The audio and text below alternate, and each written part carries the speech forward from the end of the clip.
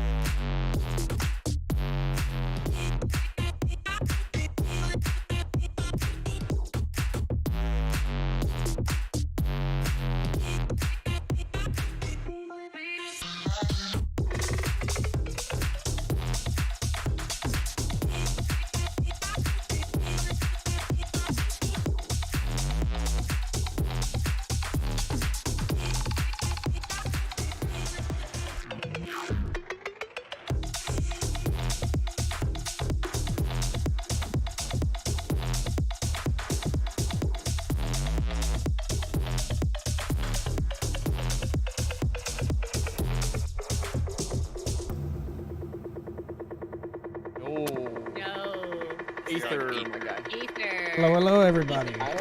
Going to kill Monster Cat. Private. Yeah. And Passwords are for private parties. welcome. Oh, okay. Going into Usually DRS for again everything tonight. that gets posted, at the very least here in LEGO Steppers, if you sort by private and then adventuring forays, it's the only thing you'll ever see.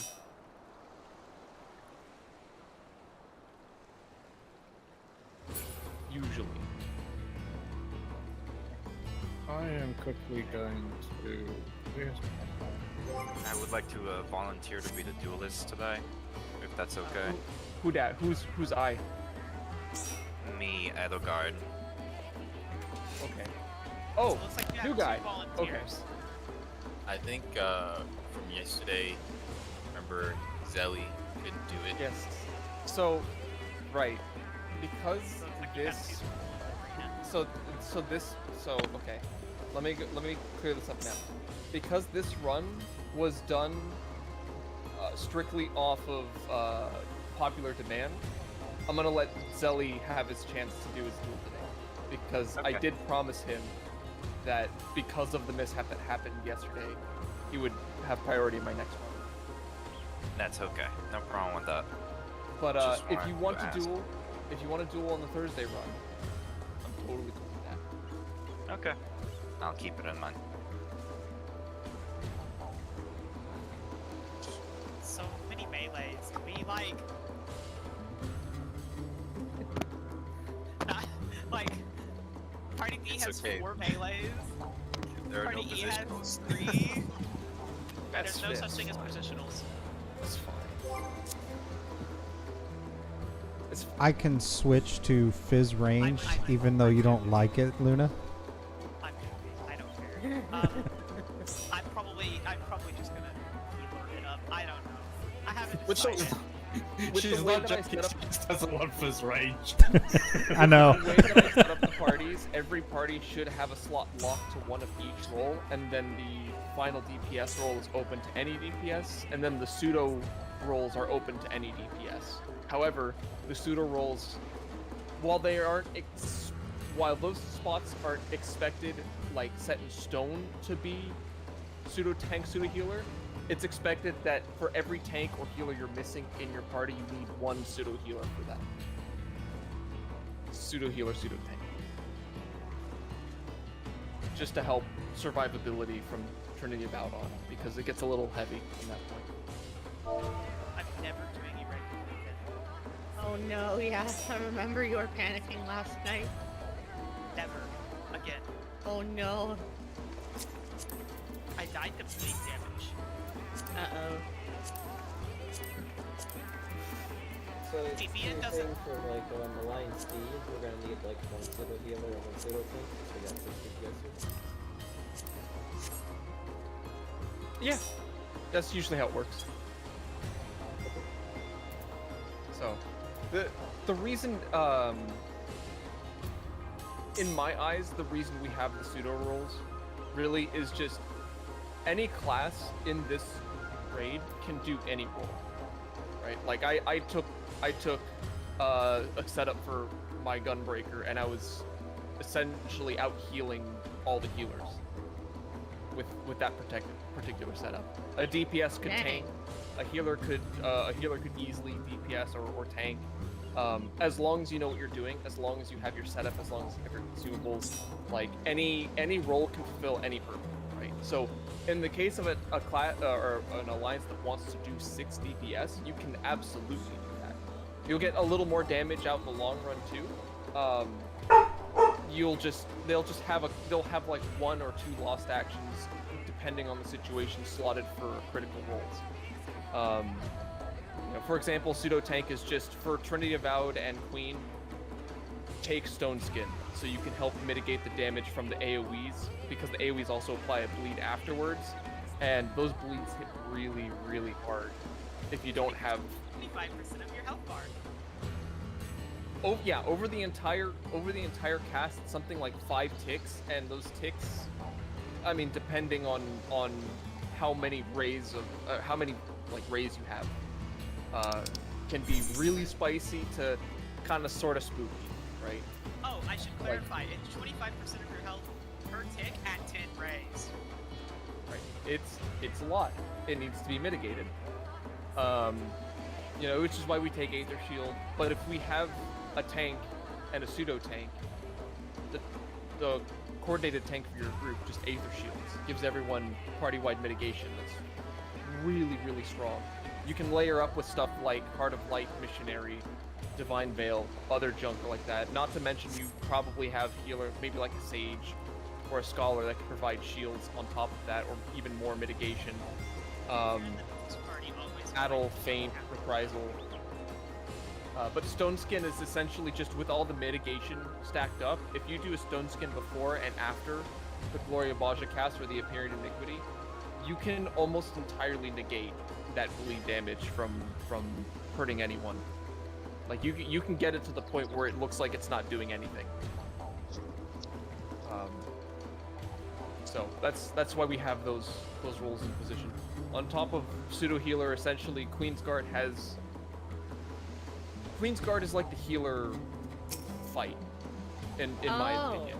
It's the fight where the healers probably have the most duties to do at one point in time in the raid, because you have the reflects and dispels to worry about. Now, granted, dispel can be on anything other than a healer as well, but usually healers are the ones that we have designated to take dispel into their kit.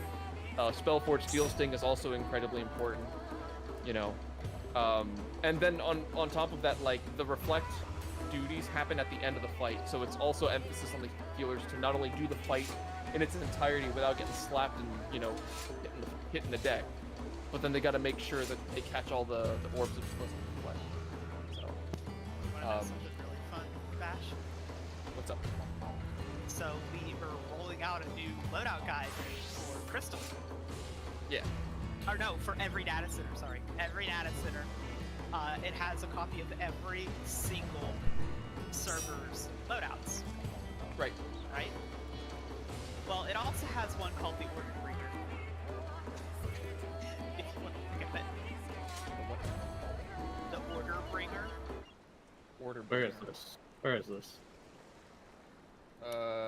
Look at who let's brings see. Steel Sting and Spellforge on that one. Order Bringer. Loadout.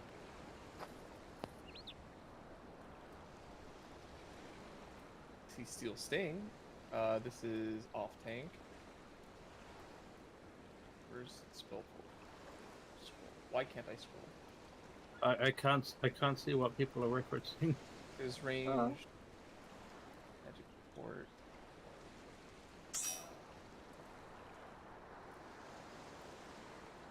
Yeah. We're testing this new loadout out Saturday on CEM.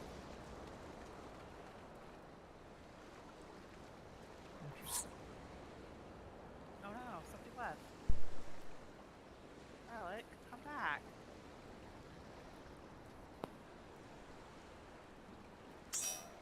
Bravo needed a tank.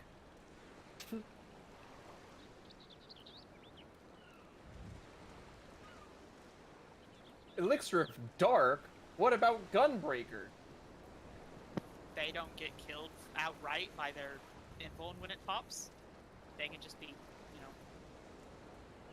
If I Killed? could count the amount of times I was put in the grave by someone who forgot to just push a button on me, after my invuln ran out because of duties that they had to deal It's with. a recommended Especially. holster. Anybody can bring an elixir. Okay. Why? But it says dark. What happens if I'm a new gunbreaker and I You know have what? no idea what this means? You know what? You're right. Wait, you're right. Here, what's the thing for a gunbreaker? G what? GNB. GNB. There, fixed. All right. I You're still have no idea what you guys are referencing, by the way. Resistance Elixir is a consumable that instantly restores you back to full HP and don't full wanna MP post on the link. use. Yeah, that's what I was talking about, the link that you guys were looking I at. don't Oh. post the link because it might be confusing. So if you want the link, private message me. Okay. Because I do not follow this for today's raid. Of course not. Plus, I'm a warrior. I just hit buttons. I do all the Oh. self-healing. Where was this?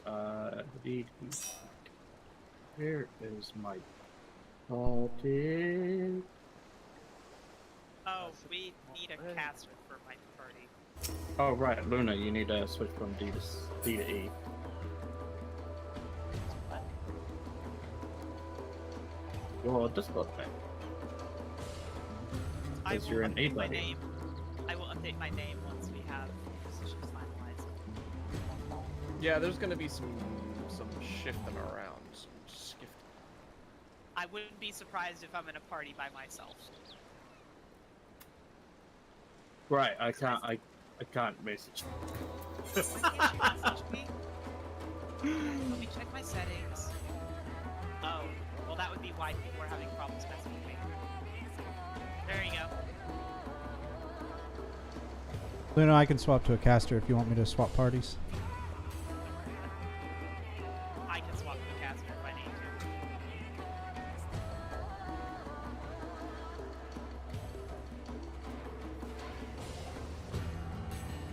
I do red mage. I would just have to go get the caster loadout stuff. Play everything. Play everything, all of the things. Crafter only JRS. Oh my god, yes. I want to do an optimized Queen's Guard. I want to do 6 profane white mages in every party. With a Dark Knight as the tanks.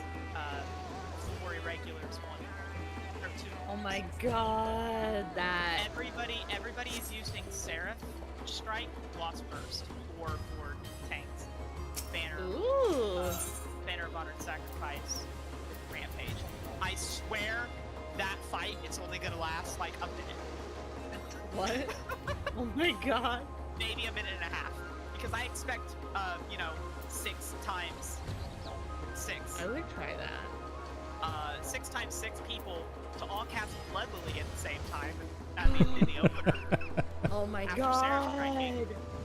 god. Yeah, like, I don't know of a more damaging combo. Oh, that would be brutal. I think the game would lag out a little bit, and then, like, the Queen started to glitch. Yeah, a little bit. Blood Rage? Isn't that useless now? For an hour? What? What? Wait, hold on. But does he expect that I'm gonna be like recruiting for an hour? Hold on. Ooh, wait, what's going on? Is there somebody beeping?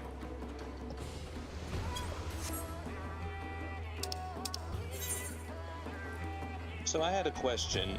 How do you... I assume it's a DPS check to get past TA Enrage, right? What has to go right for everything to pass? Everybody be up and press buttons, that's it. Hmm. Now That make being note, the hardest don't part. go to Queen after TA. Queen is No, not the there- next boss fight after TA. Well, you don't want to Right. spoil things for people. I'm not No, spoiling, no, I'm I just know letting it's you know that it's Minotaur. not the next fight. No, I know it's the Minotaur next. ring around the rosy Minotaur. God. Spoilers. Babysitters and bomb squads. That's what I like to call it. Wait, Well, you need a babysitter? I can babysit. Who am I babysitting? No. People to babysit the giant babies that are running around the field just causing havoc and sticking forks in light sockets while the rest of the tanks start running bomb squad and getting rid of all the IEDs all over the floor. Oh Sounds my like high school God. all over What the again. fuck? Silent, I will. Like, I will. If you have the okay from the raid lead, I will babysit you. We have a second tank anyway. Yeah. Wait, Careful so did with- Neither of us are true inrunners, neither of us are true inrunners either, so... It's okay, we have white mage benediction, we're fine. It's I alright. can white mage too. Knuckle was saying something, so sorry to interrupt, sir. Go ahead. No, I'm just gonna put in host discussion.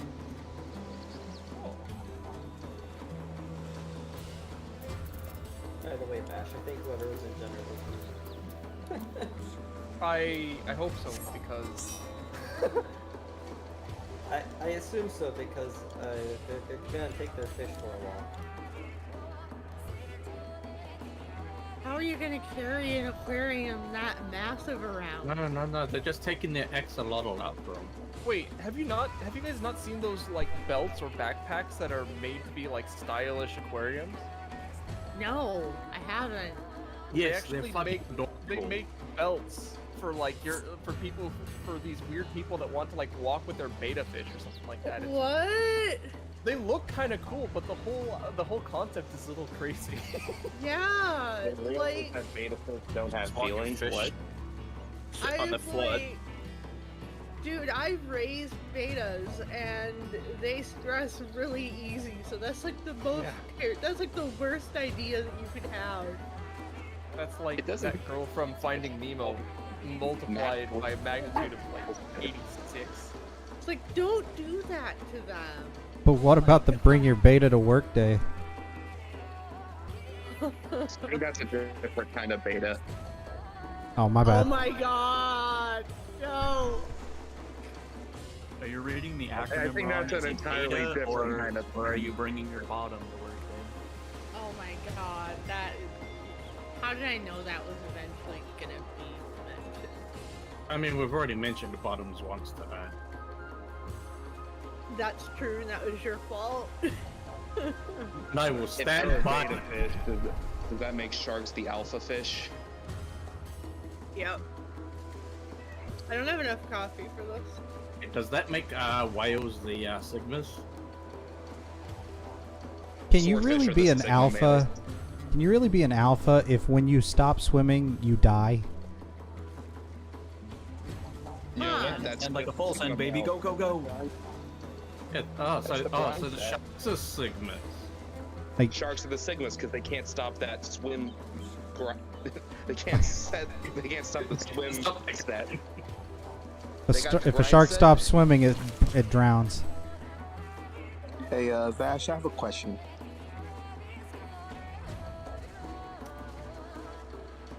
One second. All right, go for it. How does one go about killing me to collect the bounty? The bounty is not for people who kill me. The bounty is for another metric. Bounty is meaningless in the terms of kill Vash, get money.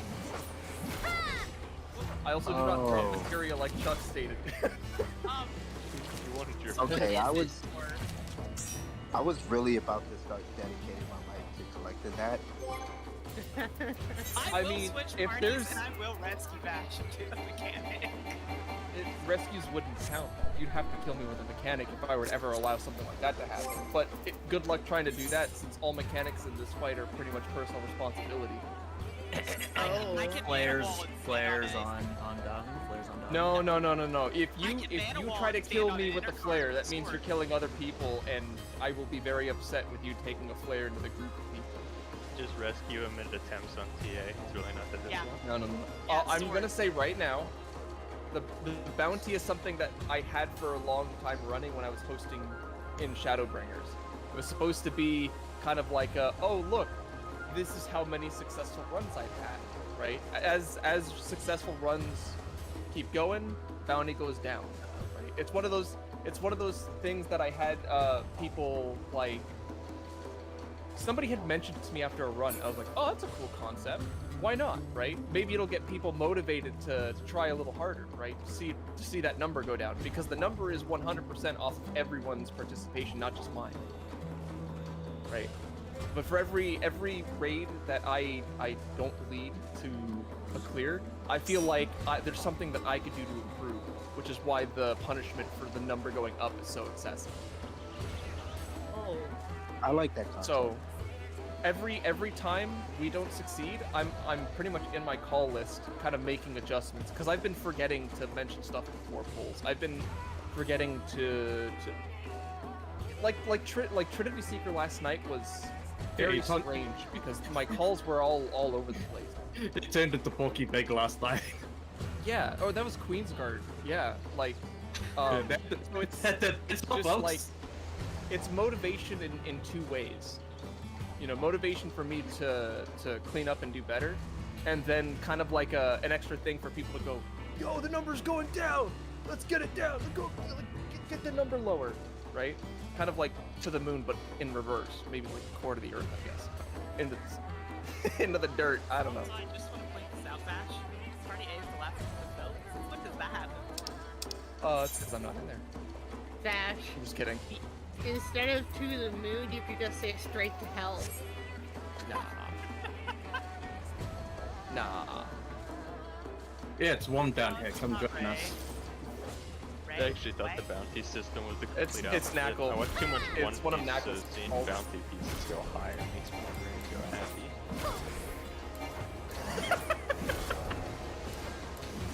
You know what? You're right. And actually, you know what? I want to be judged.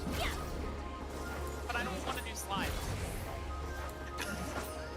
Which alliance are you in? I'm a T. One of these days, I'm just gonna switch it up. One of these days, I'm just gonna make Alpha Bravo Charlie go to Golems. Yeah, and then I'm just gonna join A. No, it'll be in the run.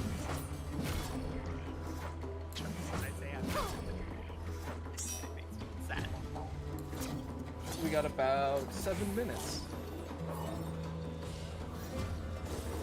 Oh, hey, somebody's bringing the Meteor along. Can I bring my Fisher along? Actually, I mean, Knackle, do you want a cure too?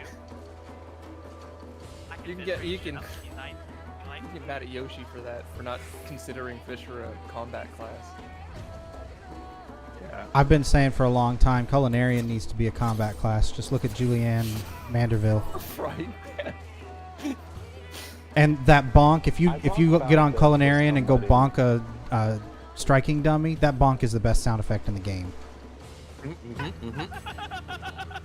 Think about it for a minute. Think about it.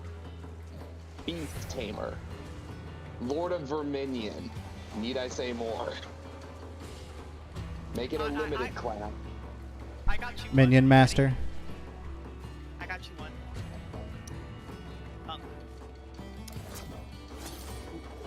Heal by punch. It's a healer class. It's able to copy any of the paladin animations of any of the crafter and gatherers. Wait, isn't that the monk in World of Warcraft? I don't know. I don't play that. Yes. So, or Diablo 3. That's actually what they thought Sage was going to be. Is a melee. And then they were like Potion Master, and I'm like, we already have Alchemist. Dancer in Final Fantasy XI was healed by stabbing things. Yeah. Not even joking. Yeah, well, Dancers historically in the series. Dancers historically in the series have just been long, flowy garb with lots of hidden blades. So, you know. And they've always been a support job. They just in That's why 11 everyone- they needed to make a healer. Yeah, and that's why everyone in Stormblood was like, "Oh, dude, look, the girl that it's Dancer, bro. It's absolutely Dancer." And then it was like Red Mage and Samurai for that expansion. People were like, "What about Dancer?" Yeah, and then they gave Dancer like these throw-in rings, these onion rings that hurt. Chalk rings. Yeah. Well, I know what they're called, but onion rings that hurt sound better. Dude, if you got the Asphodelos weapons for it, it's friggin' frisbees. I'm down to call them onion rings that hurt. I don't know why they didn't make them as, Spicy like, onion rings. like a version of pool floaty. Spicy onion rings. Someone needs to design cool floaty dancer weapons. I don't want to jump the conversation, but anyone want Juvia's weapons? The little guns on the wrists with the blades? Yes. I Gun honestly, blade. after they made the gun blade, after, you know, everyone's been screaming for it ever since ARR, I'm like, why don't I get a fucking cool weapon like Juvia's? Just fucking run around slashing people and shooting them with revolvers on my wrists. Yes. Oh my god. But they have to prepare it like punch the guns. Reaper has to prepare it. Knackle. So it's either a 5-second GCD in combat or a instant cast. Oh, we are full. We failed. All right. I honestly think that I'm a machinist main. They should take machinists out of support because they don't support shit. Well. They should make it like scholar and sage and separate it from healers entirely. Just be like a different kind of range DPS. All right. Let's get started here. Now that we're full, let's see. Do we have 48 in voice? Let me just go ahead and. Need 3 more. Yep. Bash, I got sweep 3. And I'm not Okay. gonna admit or forget it today. I'm just gonna put sweep 3 after Trinity Avowed, Knackle in all caps. In fact, actually, I'm just gonna bold this, italicize, make it absolutely known that you are doing this. So when I look at the list again, I'll just quiz you on what you got in your holster. Yep. Can I get a volunteer for Golem's lead?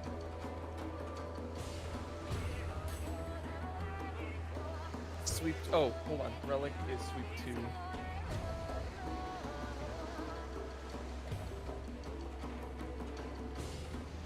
And then I think somebody also already. I saw Ren somewhere. Huge Mungus. Was that you? Ren? You said Ren?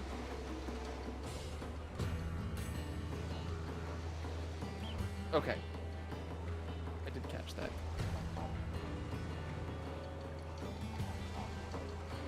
I'll put you down as Ren 1. And then... Did anyone else call Ren?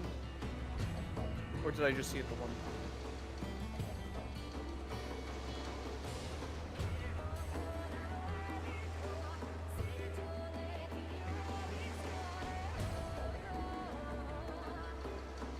Vert, I will put you down as Ren 2 then. I read Vert, and I immediately thought of Vert Wheeler from that obscure Highway 35 Hot Wheels movie that I had as a kid on VHS. What? God. Don't worry about it. And you pulled that from some.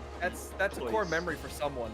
Wasn't that the one where one guy had a car that was a boombox? Close to it.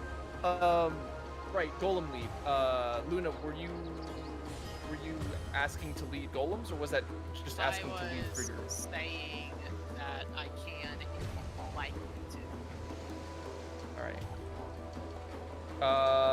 I haven't seen anyone else step up to do it, so I'll put you down as lead for golem. Yes, sir. Duelist is going to be Zelly.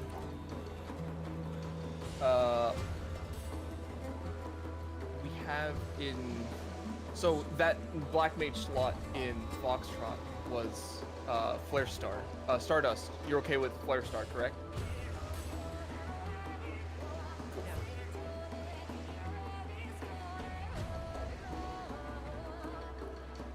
And then Lost Banish. Can I get a volunteer to take Lost Banish?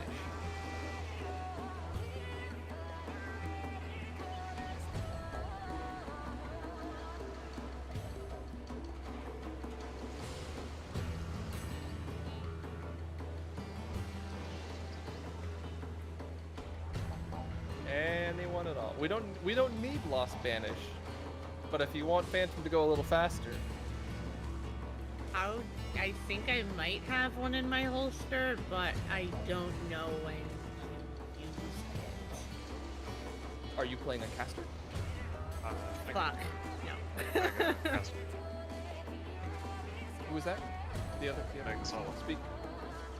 You're gonna take Banish? Yeah. Okay. It's only for Phantom, right? Correct. It's only for Phantom. And it essentially you treat it like Ren.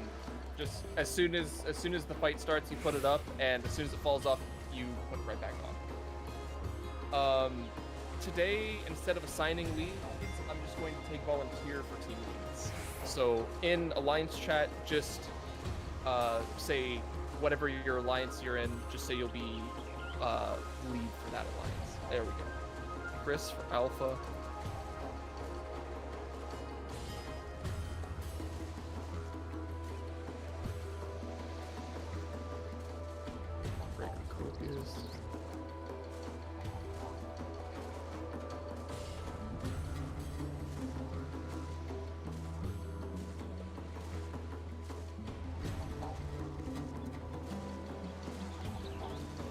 Probably.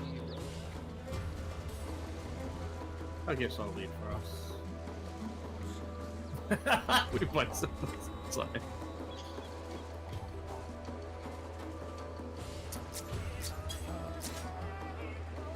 Stringer Bell for Charlie Lee.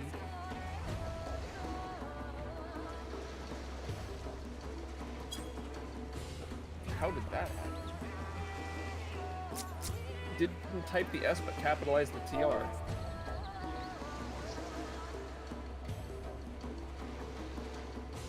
I'm bad at typing. Delta Lee is Greater Stone. Echo.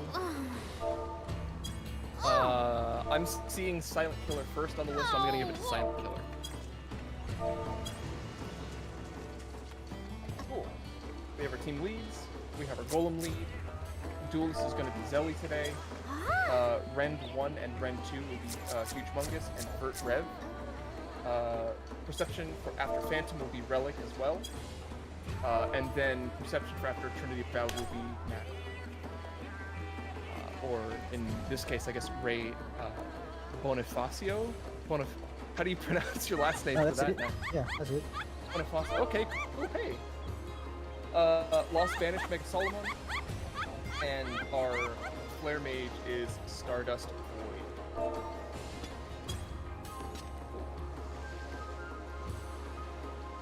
So we have all of our primary roles and all of our our leaders and our critical roles sorted out. I'm going to travel over to Gangos. I'm going to give us a ready check. Make sure that you are double checking your pre-pop. Make sure that right now we're also talking amongst our alliance chats. You can do so in Discord, right? We have alliance chats for each alliance just above our voice channels. Please start talking about your Spellforge and your Still Sting users. Who's going to be pseudo healing, who's going to be pseudo tanking, and if belongs in those holsters or what they need to take, or maybe they don't even know how the lost actions work. Now is going to be the time we're going to take to make sure everything gets sorted and everything gets straightened out. So if you are not ready or if you have questions, feel free to hit no. This isn't like a hard ready check. Don't feel like you need to hit yes. Use this time to get your holster set up, figure out what frags you need, all that good stuff.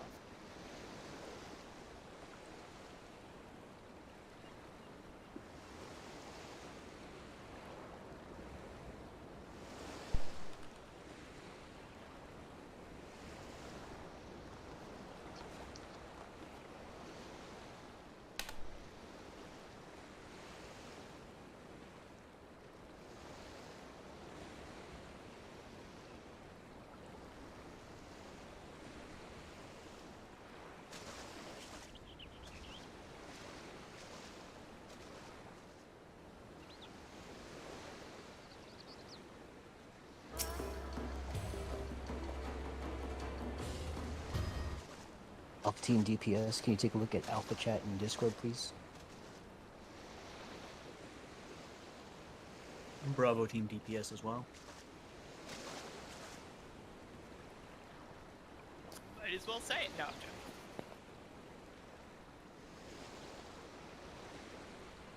Just say it out loud where everyone can hear it. I really want to do excellence shenaniganery, but if I have to, I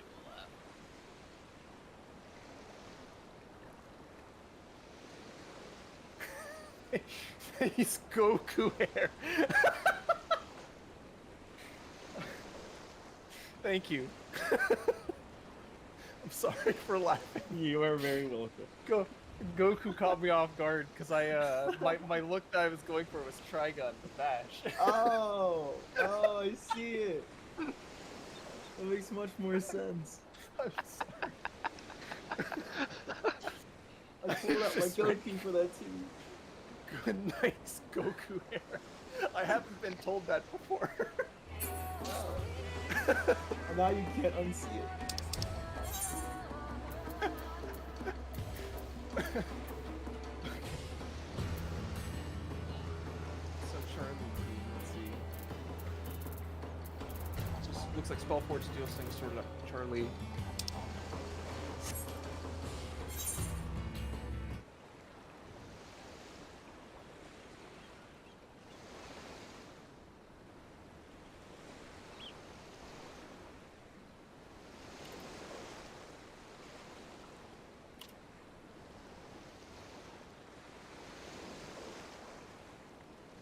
Hey, I'm bringing plate bearers. That I'm joking. I'm joking. I'm joking. Oh no, sad bash noises. Dragon Ball Z is wildly more popular than Trigun. Didn't they Trigun make is so much a better. Modern version of Trigun with like updated like graphics. I say It's updated. a remake that's gonna be sometime next year. Is the release? I was about to say that hadn't come out yet, hadn't it? Because if No, it had, no. then I might have to. You guys might have to find another tank. Because I gotta go watch that right now. You should have that sense of urgency over Chainsaw Man. That got their I first know, episode released I yesterday. know. It is I know, glorious. I I've seen still that haven't watched episode it. 3 times now. I still need to watch In Another World with my little sister who's a gunblade mancer. What? What? That's not a real one. Was but I that the feel name like of the that anime, could or be was one. that the synopsis? That's the light novel that's still being written. It's a working title. They're thinking about adding at least It's 2 a more paragraphs. They need a little longer. It's not up to par with the rest of the isekais. Alright. It's been a few minutes. I'm gonna give us another ready check just to check up on everyone's progress, just to see how everyone's going with their holsters and their setup. Again, double check, make sure you have a few extra pure essences. In the case that we have a mishap on slimes or golems, we can just leave the instance and come right back. Just make sure you have some duplicates of all the fragments that you're going to be taking into DRS with you.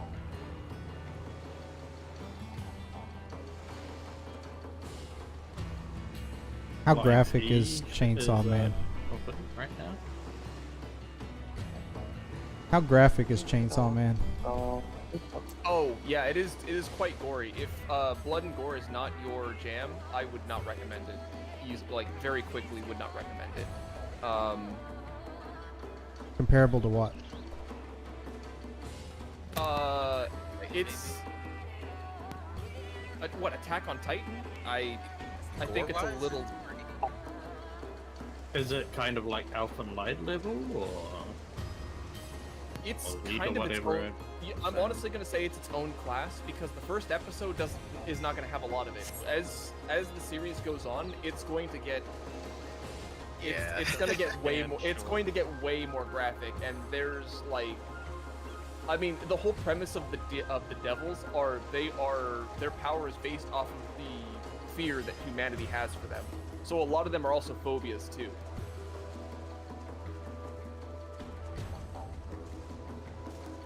So I forget that I tend to have a very off the beaten path, like, sense of taste and consume alternate media and art compared to a lot of people.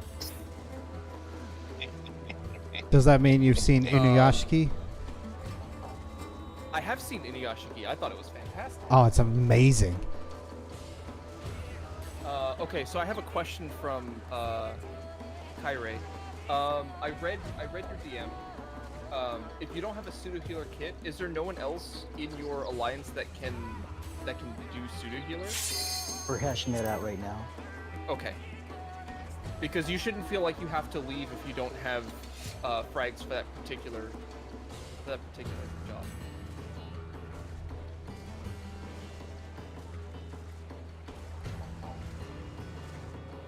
Pseudo healer does have a lot of fragments associated with it. They're not particularly heavy, but it's kind of a widespread. So I'm sure we have some other people that are able to cover it. There should be someone that we can talk to.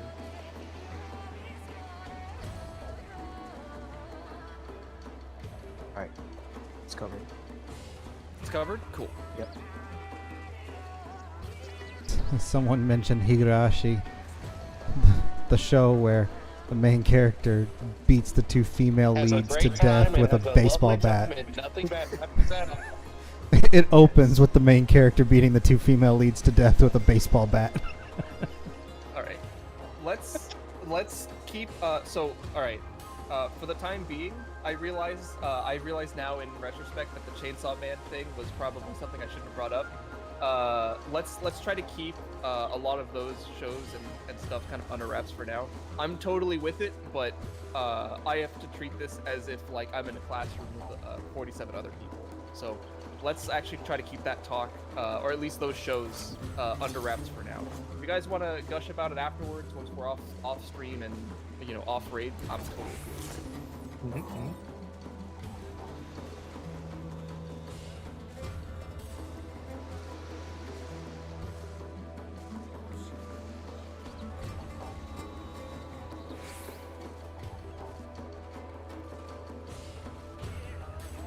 Yo, hold up a minute though.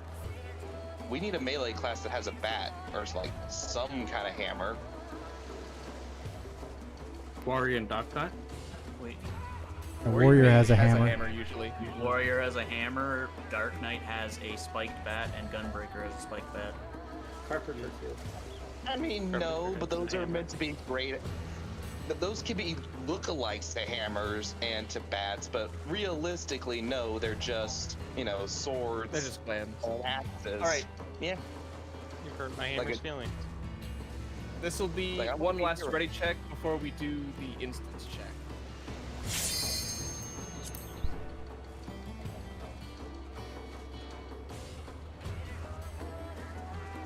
Incoming Kraken Club. Cool. All right. Everyone's gotten everything sorted. I'm going to walk on over to the NPC and I'm going to load us into the instance. We're going to get started here. We're tabbed out at the moment. Tab back in. There's going to be the request to commence. Go ahead, hit commence. Let's get started.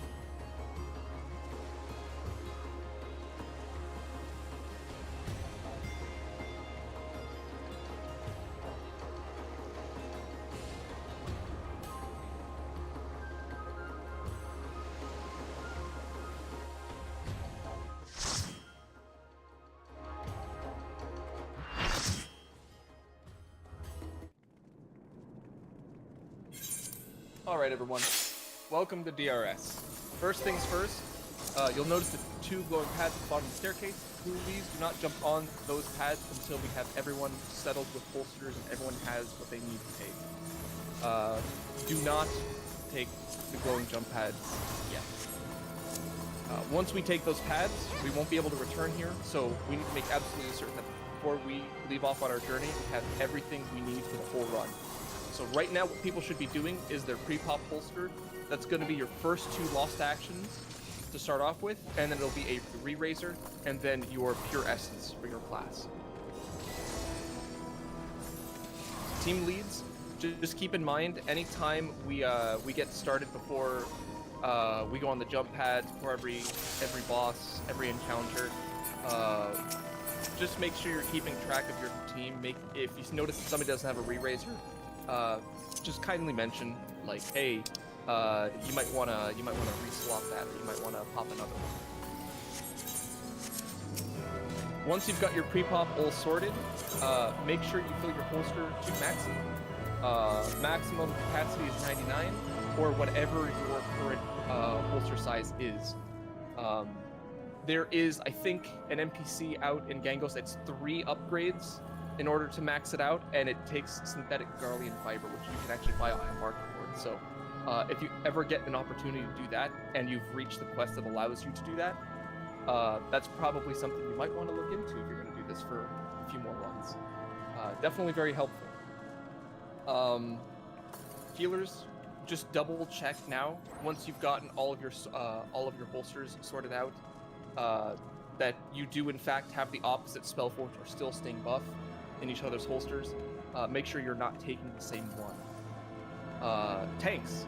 I mentioned this in my previous run, and I think I'm just going to continue to mention it. Lost Sacrifice is a very good tool, and it's a very powerful tool for saving runs later on in the raid. There's 2 uses for Lost Sacrifice. You're never going to really use it like the way healers use Lost Arise. This is an emergency situation kind of a use for it.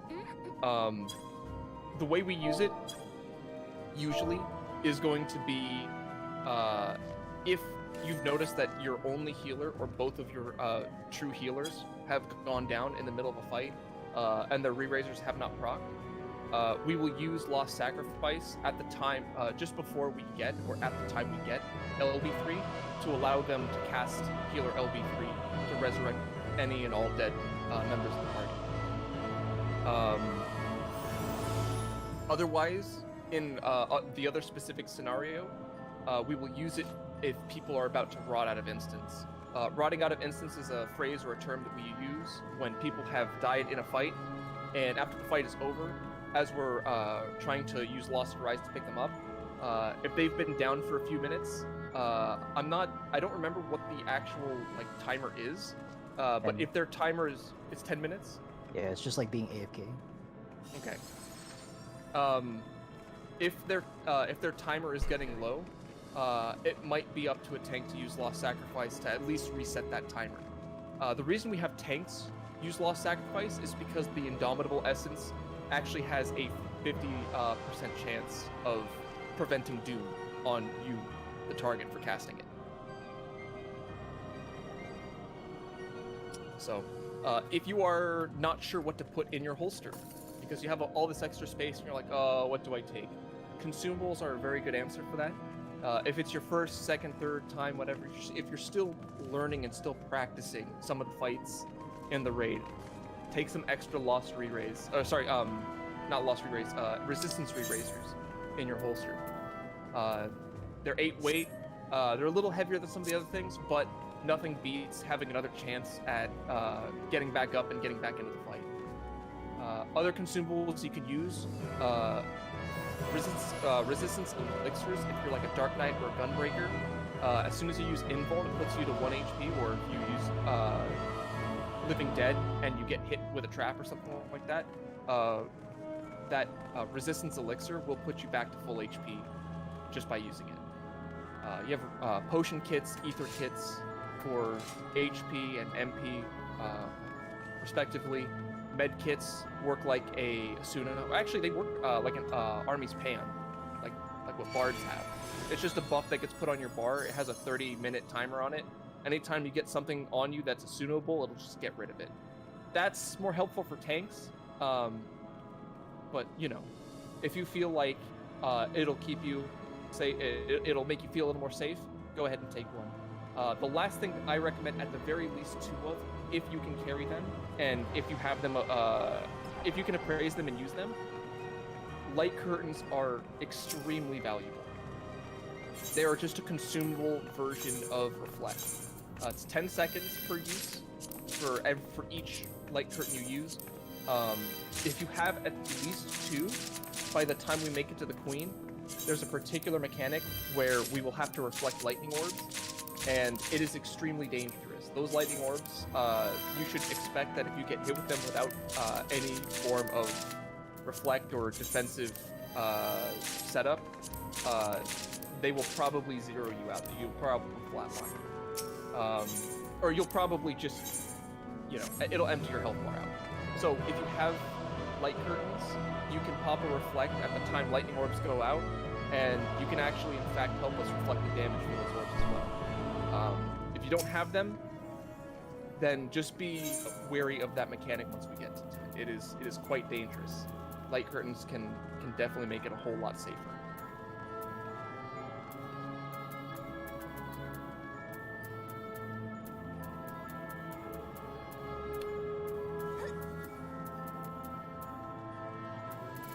Just so I know if I need to slime anything special. We have, how many tanks do we have on golems? 3? I got down there one day and wasn't ready, and we only had 3, so I'll make sure. We got 2 tanks on E, so it should be 4 tanks. It's like you're gonna get 6. Just by judging what's in voice chat, assuming all the prefixes are correct. Every party besides Bravo has 2 tanks. Awesome. And then every party besides Bravo has 1 healer. Bravo has 2 healers. Interesting.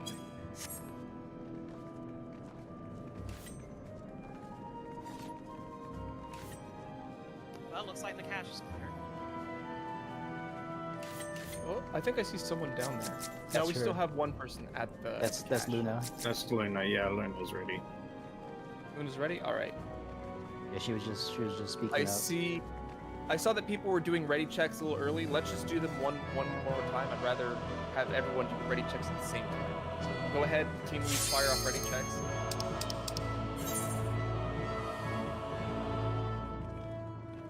Alpha, Bravo, Delta, Charlie, Foxtrot, Echo ready. Cool. All alliances are ready. Delta, Echo, Foxtrot, you're going to be Golem side. That is going to be the jump pad right in front of you. You feel free to take the jump pad now. Slimes, Alpha, Bravo, Charlie, take the left jump pad, jump now. Golems, if you're on Golem side, jump down 1 voice channel, and Luna will be leading you down there. I should only be speaking to Slime side at this point.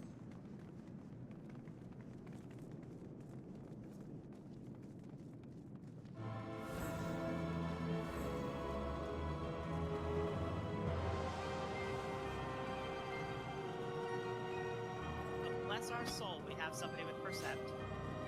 Alright, I need a blue icon tank on every single golem except for the one with the plus symbol. I need a blue icon tank on every golem except for the one with the plus symbol. Nobody should be standing with the plus symbol.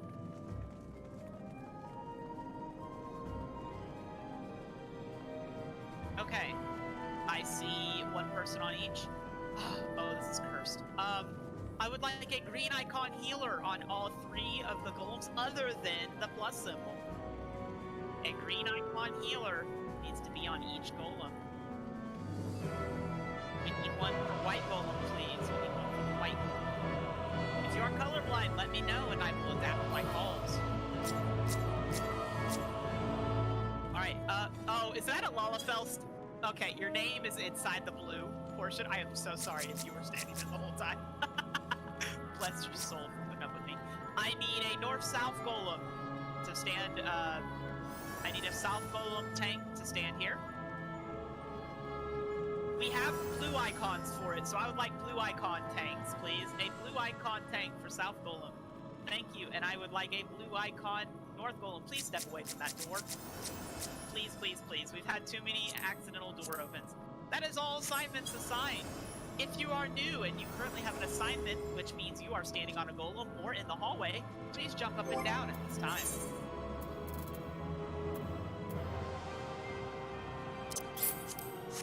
Cool. Silent. You're going to turn your tank up. Please stay in your assigned spots if you are currently assigned somewhere. You are not going to move till I open the door on 5. All right. Sorry about that. Silent, you're gonna turn your tank stance on, and you're going to just ranged him the attack this blue golem. You're gonna go into blue room. You're gonna go into blue room, pop your invuln at the door, pop sprint, go all the way to the wall, touch the wall, and then you're gonna walk back and go over to blue golem. When you see a big angry AoE over your head, mitigate. Your healer's gonna Asuna you. For hallway tank, you're literally just gonna do this the whole time. I'm not joking. Just stand on the glowing pad in the south of the hallway with your tank stance off, and just do this. Don't even need your tank stance on. They tether. All right. Everybody else, if you're off over there standing in the corner, congrats, you're part of the DPS hive mind. Do what I say. That simple.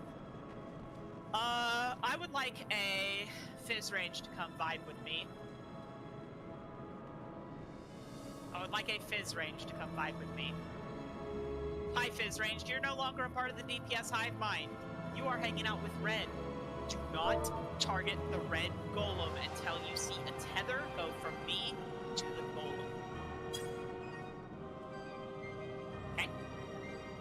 You're gonna interrupt every single cast of Metamorphosis. That's all you're gonna do. Don't DPS down red, just interrupt every single cast of Metamorphosis once it turns red. But until you see that tether facing me, you don't even need to target it, you just need to come vibe with me. The perception is going to percept hallway trap and then go into red room, percept red room first, and then go into green. I would like party ready checks to go out now.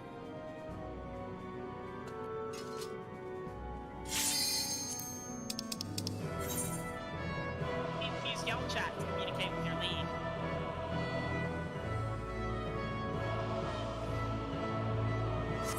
That is, alright, I see a D ready, waiting on an E and an F ready. E ready. I'm in E. I should have just known. F ready, alright. We're gonna do things slightly different over here today. We're actually gonna just flat out kill red. I don't want to see any casters standing in the middle of the hallway when I say north-south, prioritize south. Let's try to have an even 50-50 split. Because what's gonna happen is they're gonna, the north-south golems are going to start casting a cast bar. Casters, sleep it. As soon as you see it, sleep it. White mages, spam holy. It's your time to shine. Alright? And we're just gonna build gauge on those, okay?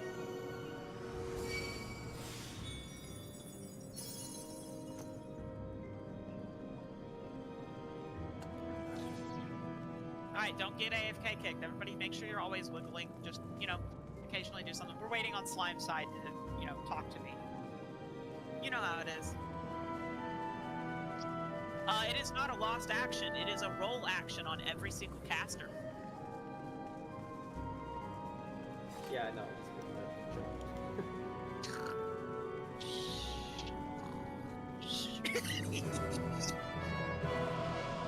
The fake sleep. So I go into the hallway, I use Super Bowl Light and don't mitigate at all. Gotcha. No, you don't use Super Bowl Light at all.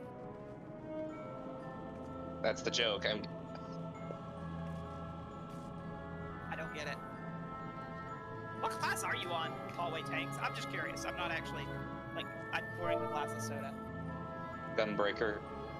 Okay. You probably could DPS them down. Maybe. Try it, tanks. If you want to try single targeting them down, go for it.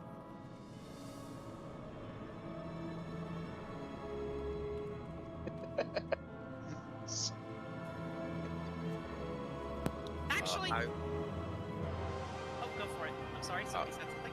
Yeah, I was gonna say, I was just wanted to double check.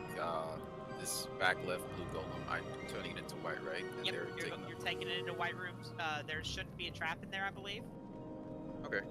Actually, Fizz Range, go back to the murder ball. Is there another blue icon tank that wants to learn red golem?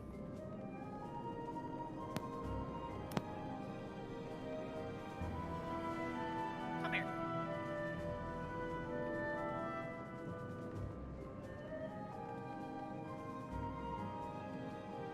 Alright. What you're gonna do is you're gonna let it...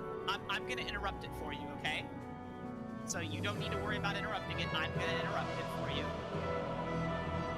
All you gotta do is just spam your ranged empty attack. Do not provoke, just spam your ranged empty attack. Your tank stands on the whole time until you see a tether.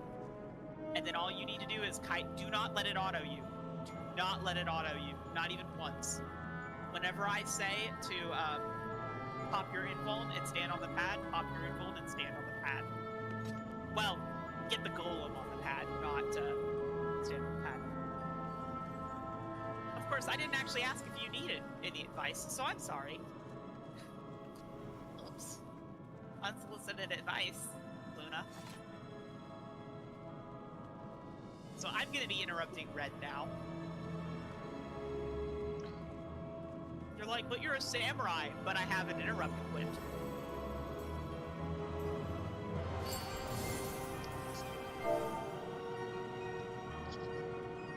Every class has access to an interrupted here called Lost Burst or Lost Rampage.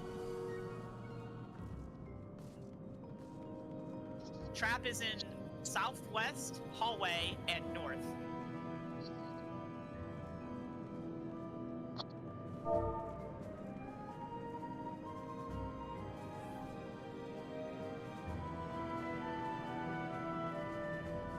Why are people leaving and joining?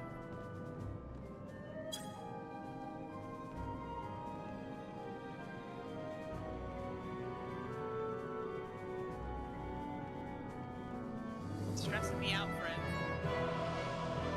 Hey, is everything okay? Whoever's keeping the PC, is your internet alright? I just accidentally clicked on the Okay. I'm gonna pop in there and see how they're doing.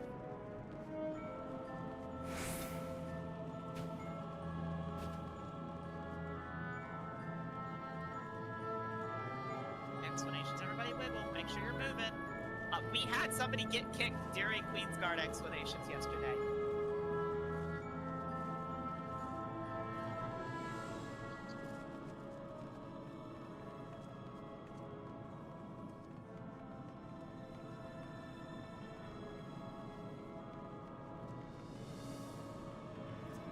All I know is when Blue Mage gets access to level 80, they better get access to this. They literally cannot access Safe and Clean. It will crash the servers. I promise you, as a programmer, it will cause an overflow. White Mage is already dangerously close. It needs to happen, though. No. It will literally crash the game. The reason is the double tank stance will hard crash the game. Not even joking.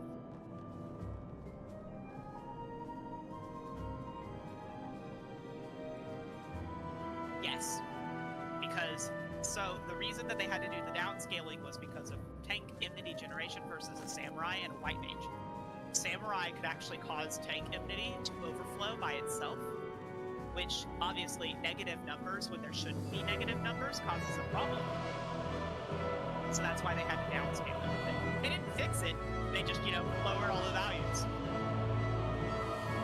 But 10 times 10 times 10 times White Wind will just crash the game.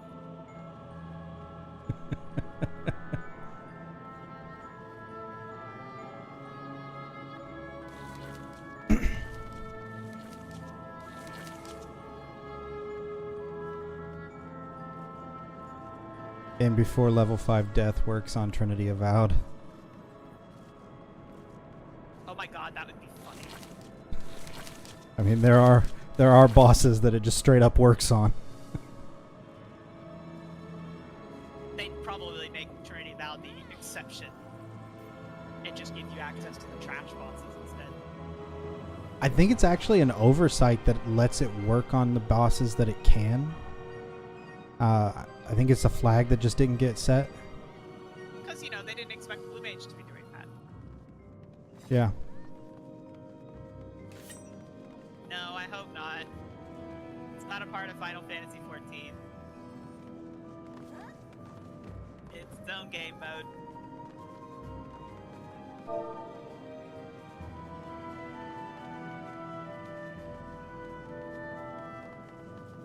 Everybody make sure you're wiggling.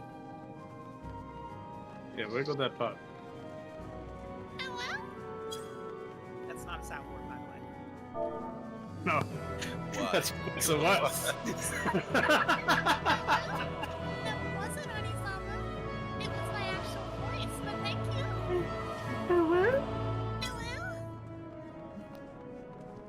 No more, please. No, like, that's actually my voice. Like, I can actually do that. Daddy, please, no. And also, I can do disappointed Luna too. Disappointed airline Luna.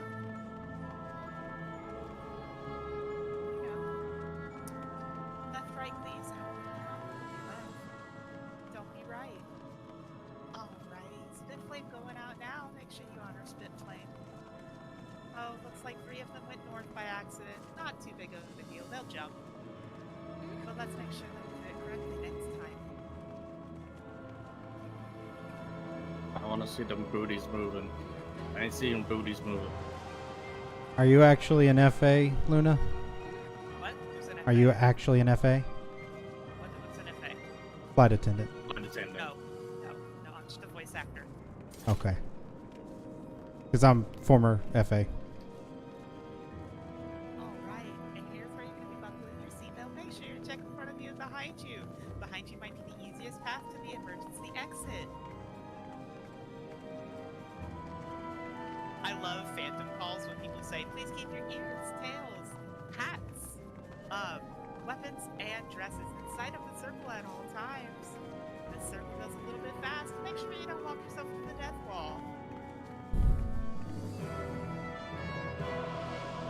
I'm actually kind of curious, though. I am actually kind of curious, though, if Vash is going to notice that I have a plus symbol over my head this time, because he kept it on for literally half the raid last time. It was funny. Also, by the way, this is the first time I've ever ran a pure on a Vash run.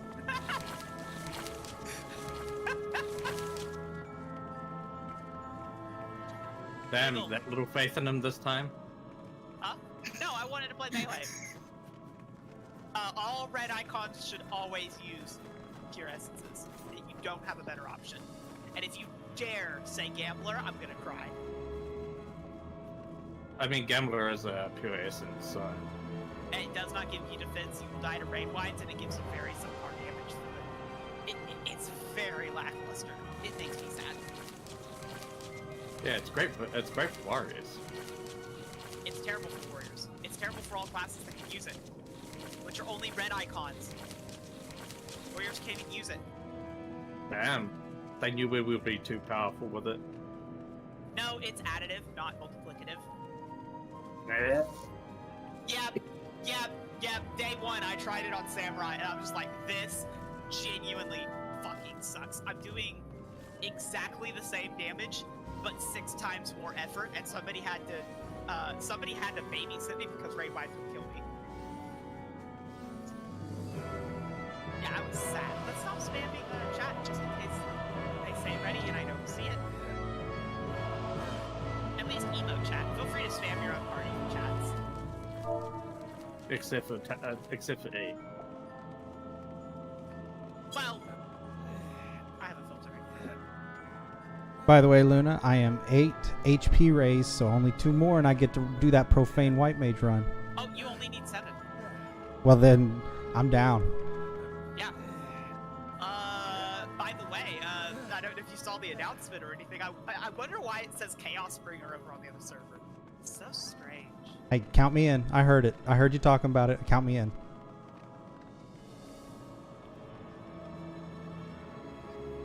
Given that it's not on my Savage Knight. Abysso Savage. Is that possible to? Because the order of the golems need to be killed in order, right? Always the same order. It will always be on all 3 data centers: blue, white, green, red, unless something goes cursed with interrupting, or like the blue golem dies and we need to go over to white. So just. Is it possible to number the tanks just in case somebody is colorblind and is extremely shy? Not necessary, because I can just call the room instead.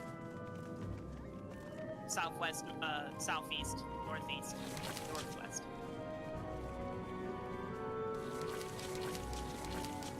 So, I don't really like other markers, because it kind of gets in the way of me jumping up and down and showing you where, you know, what to do. But if the tanks want to rebel against me and do that, I'm not your boss. Damn, approved rebelling is not rebelling. I'm a memer. I show up to these runs with profane and irregular and don't get both no's usually, so it's like, When you have 72 clears on your record, I mean, no one's gonna tell you no. I've done it all. I've seen it all.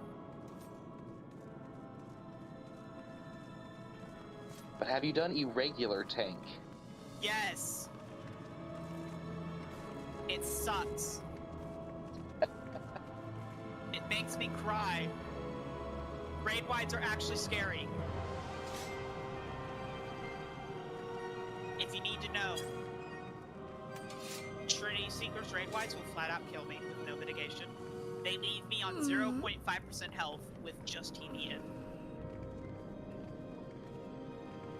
It's scary, and I have 10 points. Everybody move, make sure you're moving!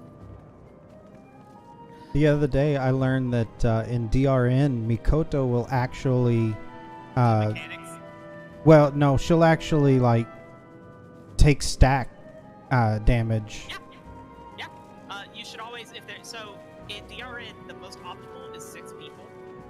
And if you have any profanes and irregulars, unless they're sold, they get the stack marker. Because the stack marker in Trinity Seekers is weird. So if there is 5 people in the party, and a profane gets it, profane or irregular, it's a wipe. Even if you stack up a Kodo.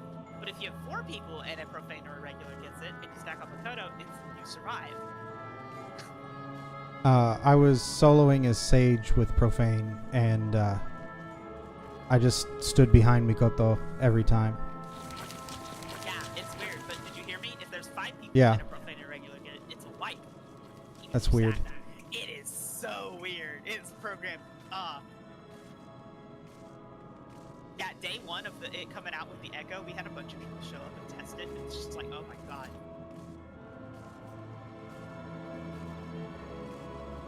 Also, if a tank mitigates, it causes everybody to take bonus damage. Wait, what? Yes, Shield Samba can kill people. So, there are several stack mechanics that have that kind of relationship. Like, if one person in the stack doesn't take damage, then everybody else takes extra.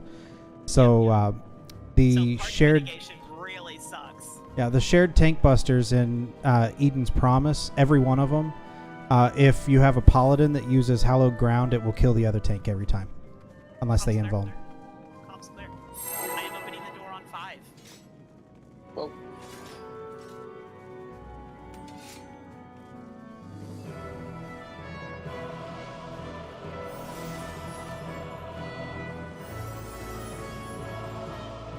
All tanks, turn your tank stance on at this time.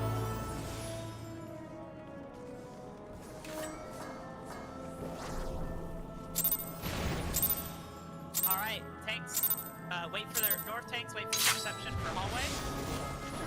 Remember, blue group, you are popping your own trap, pop your own bolt at the door, and run through.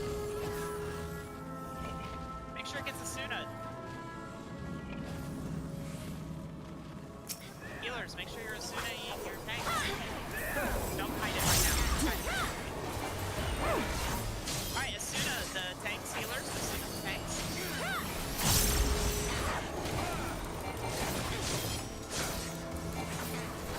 interrupts as necessary. Only interrupt the ones that need interrupted. Look there. DPS hide bind to white. DPS hide bind to white. Save your actions. You will be using them.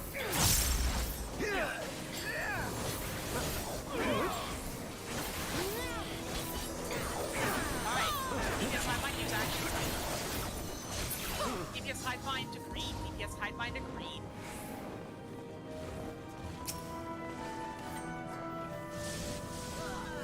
Interrupts.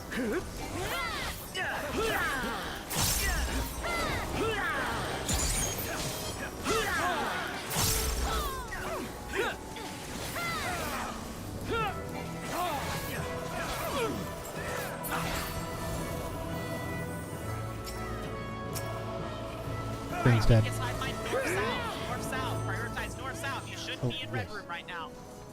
North-south, prioritize south. Kill ads for a bit. Please run around the corners. Yeah, you're getting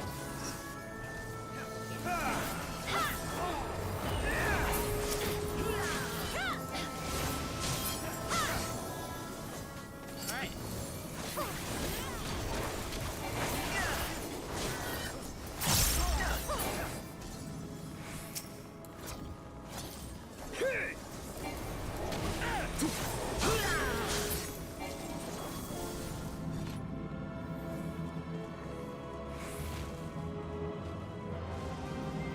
I clicked the wrong button. Oops. Let's see. DPS hide bind to red. DPS hide bind to red. The tanks that are assigned do not come over here. Get down to 30%.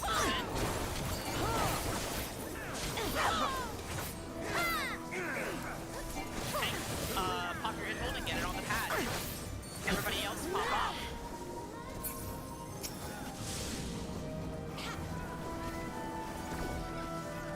Kill it.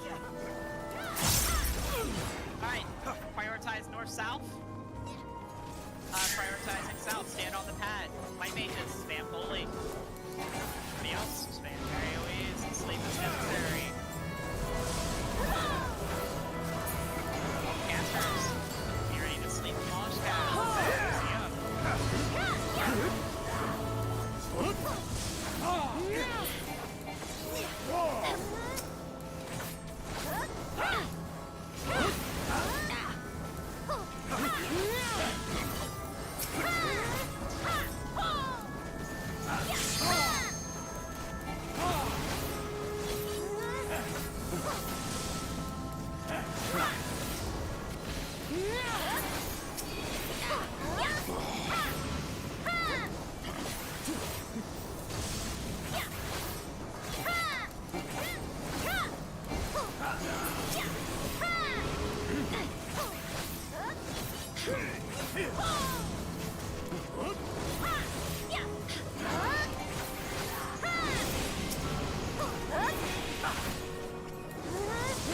Please don't announce that, friend.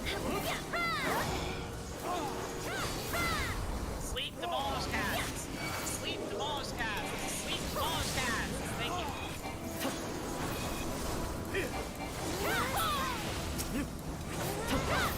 There we go, we've cleared. Congratulations. Stay on your path. Wait till they all go away. They will teleport away when they're done. It's okay though, by the way, Venom. I'm not mad. It's just, I'm watching for something else, and I read that as a rage, and I'm like, oh no. Sorry about that. I didn't mean to call over you. Alright, everybody jump up to the other call. Stay. Healers, green icon healers, stay. Check the rooms for dead. If you don't see anybody, you're dismissed.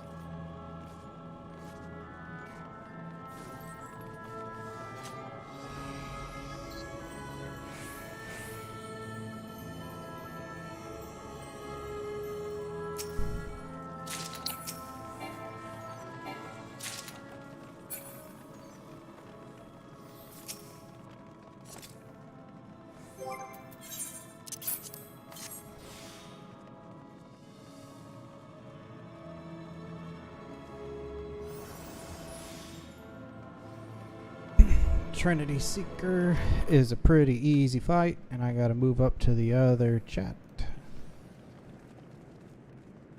We'll pull slime. The tank will then pull either the right slime or the wrong. It can get out of hand just by that alone. But the recovery was very good. Very good recovery on that. By the way, it's because that wall's not actually there. You can cast through it. Interesting. Yeah, so it thinks that it can move straight through the wall, and it just paths around it for some strange reason. But yeah, no, it happens. Alright. What am I saying Trinity about? Trinity Seeker. Alright, tanks, all your stances off. I want a tank volunteer. Head on over to Dash. I want to maintain this. Serious? Alright. They were first. I'm going to give them target to ignore 1. Sirius is going to be our main tank today. Now, I don't use markers for this fight. I believe using your eyeballs is the most important thing you can learn to do in this game. So the only marker I will place is actually a triangle on my head. We'll don the Danger Dorito. At any given point in time, Luna, are you doing anything unique with that marker? Bleeding golems. Okay, I'm gonna remove it for the time being. I'm glad you noticed it this time. Trinity Seeker has a lot of similarities to normal mode. It's a little bit faster. However, there are some new attacks and new patterns thrown into the mix. This fight is quite fast, so I will do my best to call mechanics or attacks in advance to help you out. The way that I call 4 swords is going to be off of boss relative calls. What that'll sound like is if we have to stand on a certain position of the boss for a certain number of slashes, I'll just say it based on the boss's position you should be standing. Something like front, front, back, back, left, left, right, right. If we get an alternate pattern, it's just 2 movements instead of 1. So it might sound like front, back, back, front, or right, left, left, right, something like that. The 3rd time it occurs, there will be a clone at one of the cardinal spots on the field, essentially where you see the breaks and the barricades. It won't be the actual boss that we hit for HP total, it'll be a clone that's intangible. He will be the one doing the sword cleaves for that mechanic. I'll call it out. But you might hear, there is a possibility I make an alternate call for that one. I might say in, out, out, or out, in, out, something along those lines. When I say in, I mean closer to the center of the field. You are in between the boss and the center of the field. If I say out, the boss is in between you and the center of the field. You're closer to the outside edge of the field than the boss is. Sometimes, if it happens, it's just easier for my brain to process it. But I'm just letting you know in advance. If you hear that, that's what that means. Earthshakers exist.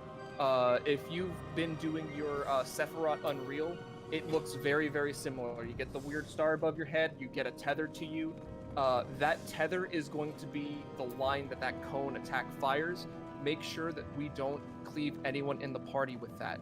Rotate them away. The source comes from the center of the field. We're just going to rotate it away from the party, right? And then don't cleave anyone else who has an Earthshaker, because it'll hurt a lot. Right, for Ifrit dashes, usually I'll say follow the Danger Dorito, in which case you can follow the triangle marker above my head, right? This will be very similar to Ifrit dashes from like the hard mode trial that you've probably done. He will start spawning clones around the edge of the field in sequence, and the sequence they show up is the sequence they'll dash in. And we'll just rotate clockwise or counterclockwise around the field to follow those dashes. First time the dashes happen, we're gonna have a knockback or hide associated with it afterwards to deal with, and the second time it happens, there will be a 4-sword adventure. So just keep an ear out for the calls and just do what you think you need to do. This is the first legitimate boss in the run. So we're going to be using food, we're going to be using pots, and we're going to be using lost actions. anytime, if you don't know how to cycle or stack your lost actions, just as soon as you see them off cooldown, put them on cooldown again. Just use them. Right? If you've got raid food, I'm not asking for like the best tier raid food, just any kind of food you've got sitting in your bag to use.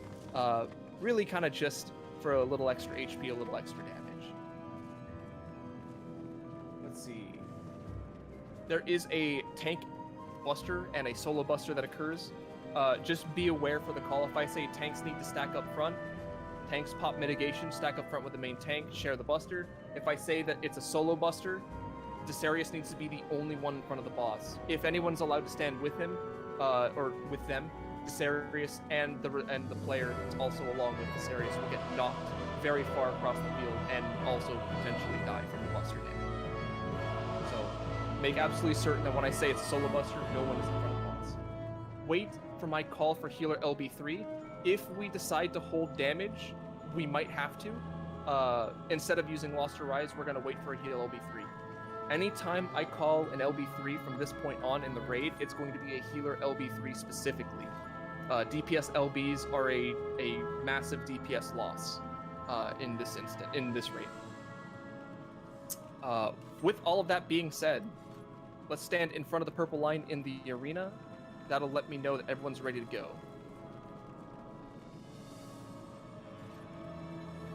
New to Pseudo Healer, what should I be doing in this fight? You should have a cure spell slotted. Essentially for raid wides, you're going to help out with mitigating the damage with heals and stuff like that, or healing the party back up. I don't remember anything other specifically than that for pseudo healers in this fight. There isn't shell to pass out. There isn't reflex or dispels or anything crazy. It's just going to be a whole lot of telegraphed and untelegraphed attacks. Actually, a whole lot of untelegraphed attacks. So just make sure you have your cure floor slotted and you're helping out with the heals after raid wides. Yeah. All right. Everyone is in front of the purple line. I'm going to let Desarius give us 30 on the board, and we'll get started here. Remember, all tanks, just double check your stances are off. Only Desarius should have their stance on.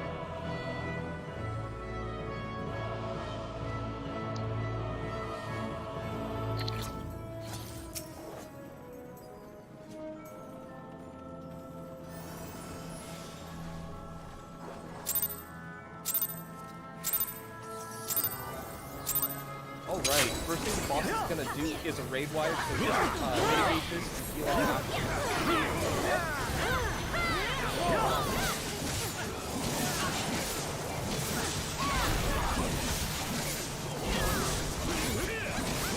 Alright, Force Sword Adventure. This is the Force Sword.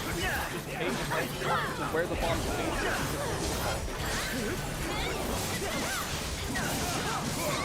Our pattern will be right, left, left, right, left, right, left, left.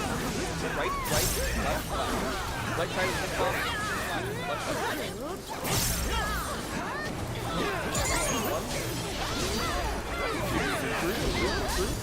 There is an orb on the field. Look away from the orb. Get away from the flower. Get away from the orb first. Get away from the flower. Get away from the flower. You have pushed the boss. Everyone get in the boss. Everyone in the boss is clear the front side as well. Stay on the back side of the boss. Share the tank buster next. Get up front. Share this buster. Gonna come out pretty quickly here. Alright, all the spare tanks get out of the way. Only the spare. Only the spare to be in front. Everyone behind the boss. Only the spare to be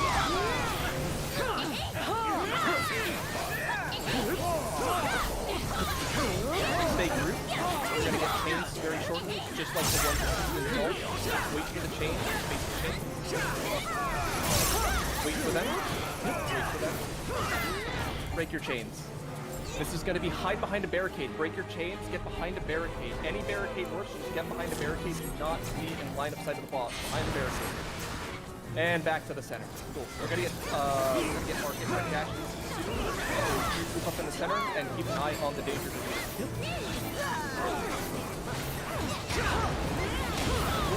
We're We're gonna head southwest, follow Danger Dorito. There's gonna be a knockback shortly after all the dash finishes in front of the barricade. In front of the barricade here, stand in front of this barricade, in front of this barricade, do not get knocked into the wall. And back in. Up is gonna be a laser. That green laser, same one as normal, we're just gonna share the damage. Nice. Next, stay group, we're gonna bait regular lineage. Little vanilla lineage. We're gonna walk out of them. Let them be regular orange. Walk out of these. Everyone stand on sand. Yellow sand. Jordan yellow. Stand on yellow. Stand on yellow sand. Next, stand on blue sand. It's going to be accompanied with those earth shakers that we're talking about. Get that earth shaker tether, rotate away from the party. Right? Make sure you're standing on blue for this next mechanic. Stand on blue. On blue. If you get the tether, rotate it away from the party. Rotate that away. Rotate, rotate, rotate. Don't stack it up tighter. Everyone on yellow sand. Yellow sand, rotate these tethers away. There will be line AoEs. Just look at the feet, walk out. Center the boss and point him at a cardinal as best you can.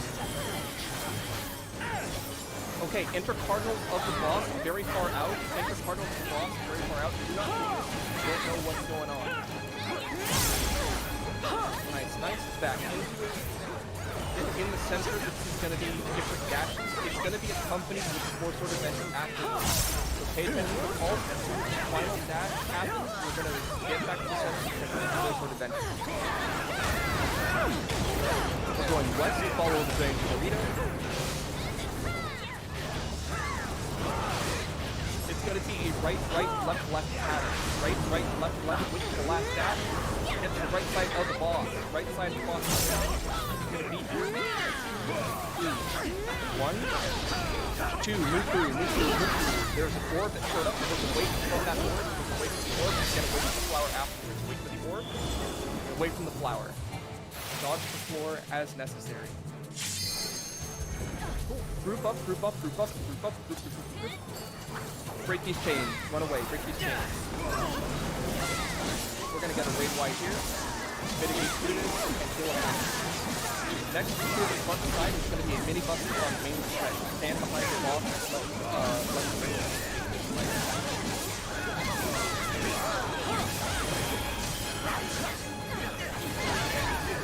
Next major mechanic is going to be the 4-sword adventure with sand or stone. We're going to stand on a color, so we're going to move the sword, and then we're going to be on the opposite color at the end of the sword. Pay attention to the boss face. It's going to be a double movement.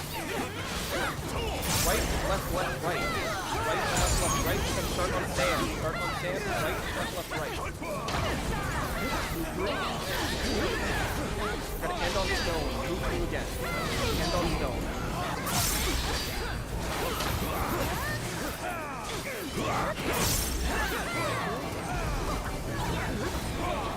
Everyone on blue. Everyone on blue. Look away from the orb. Get away from the flower. Look away from the orb. Get away from the flower. Do the white lines first, then the orange. White first, then orange.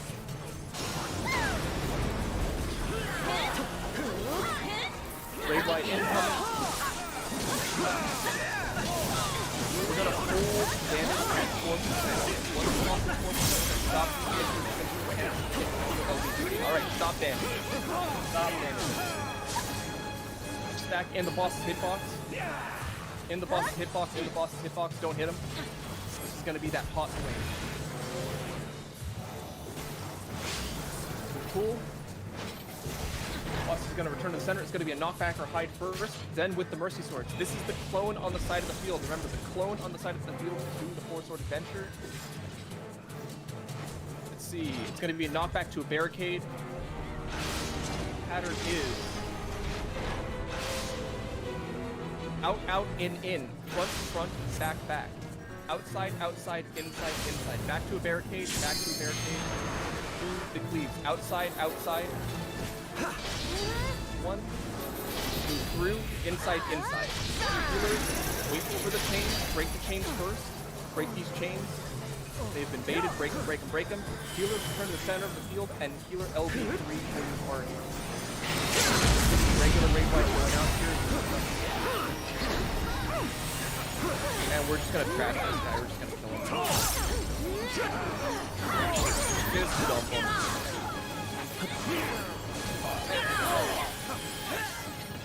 Let's confirm that we don't have any deaths. Also, do not move ahead. Let the duelist percept all of the traps ahead. All right. Completely clean fight from me. I don't see any bodies. Pretty high arse Team, until just we double check killed if we DPS have, just to get anyone still on the ground, healer just LB3. Bring it to my attention, please. You will see a glowing pad in front. Do not take that. That is only for the duelist. We're going to take a right turn in the hallway, and we're going to continue going on to Dahu. Only the duelist should be taking that glowing pad.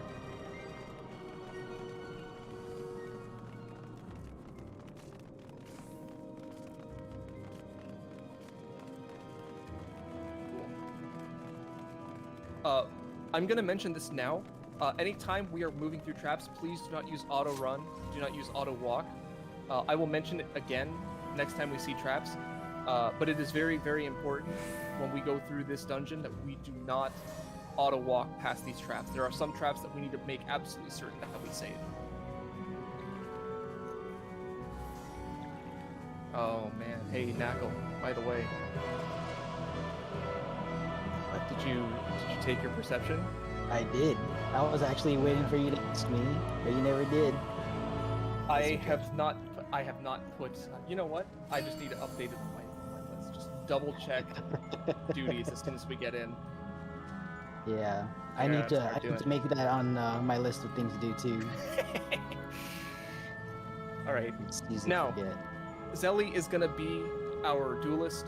If you are in Zelly's alliance, go ahead and walk over to that jump pad. Do not take the jump pad. If you have any raid buffs you can possibly give Zelly to get started, just head over there, follow his instruction, and when he takes the pad, we'll be able to start doing our stuff.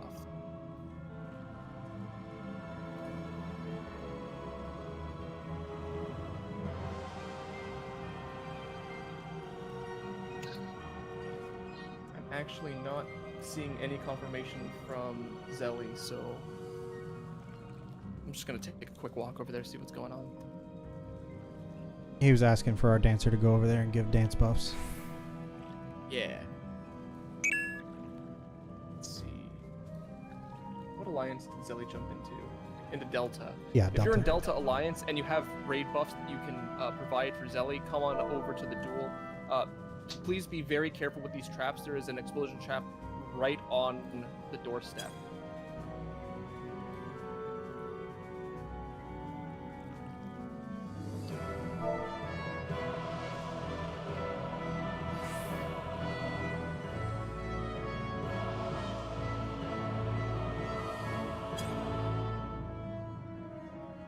Is that all the DPS?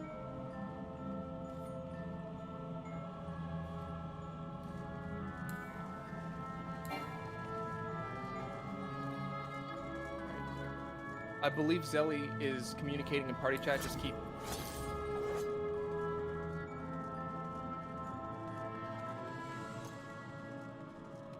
All right, here we go.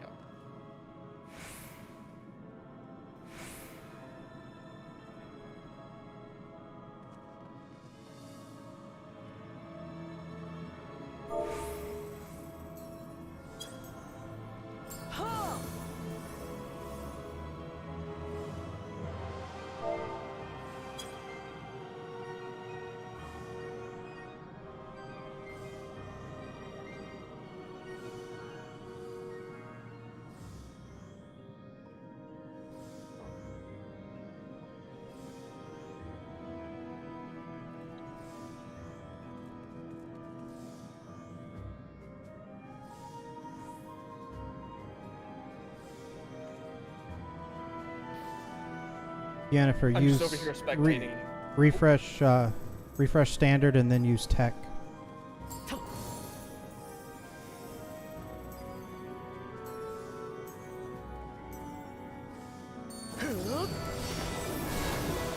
Cool.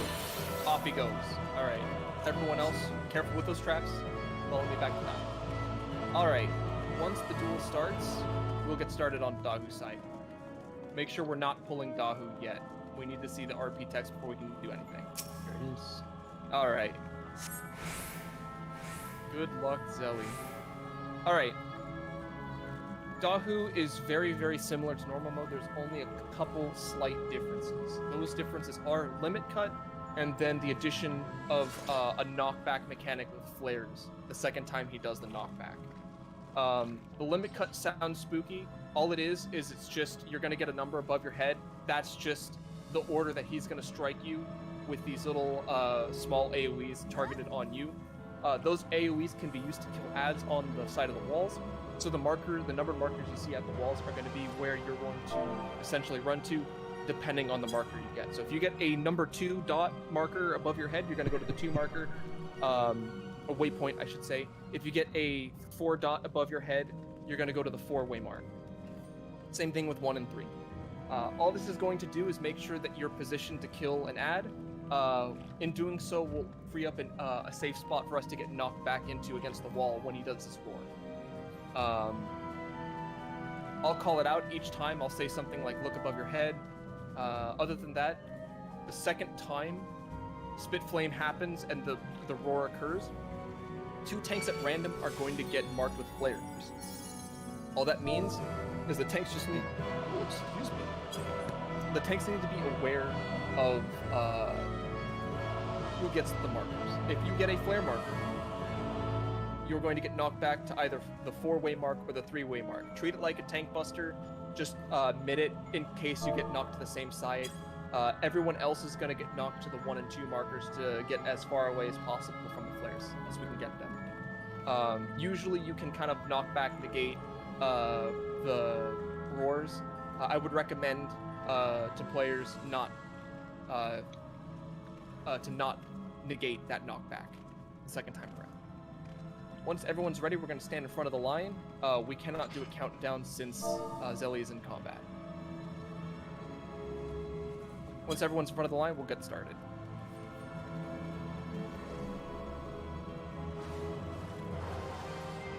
Cool. Desarius, on you. Just pull whenever you're ready. No lost actions for this fight. It's going to be super simple, no enrage. Fallen Rock. Look at your feet and avoid AoE. Do not get hit by these. We'll do 2 dashes very soon to clear out of his front side. If you possibly turn, you might be looking the way he's going. Get out of his way, he's going to dash. Get out of the way, he's going to do another dash after this. Here it comes. And then get to the sides of the field, he's going to do a very large lead.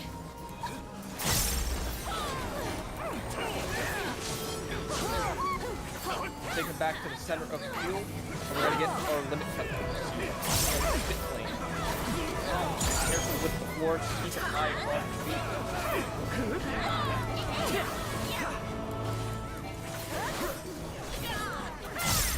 Alright, Spit Flame. Look above your head. Look to see if you have a number. If you have a number, go to the associated waymark. 1 to 1, 2 to 2, 3 to 3, 4 to 4. Next is going to be that knockback I was talking about. Oh, Shockwave. Just get out of this. Dodge in.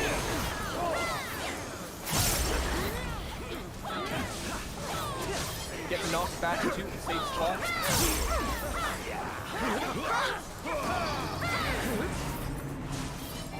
And then there's going to be 5 trees. He's going to rotate inside him. Casters can stand in the wake of the second tree. 2,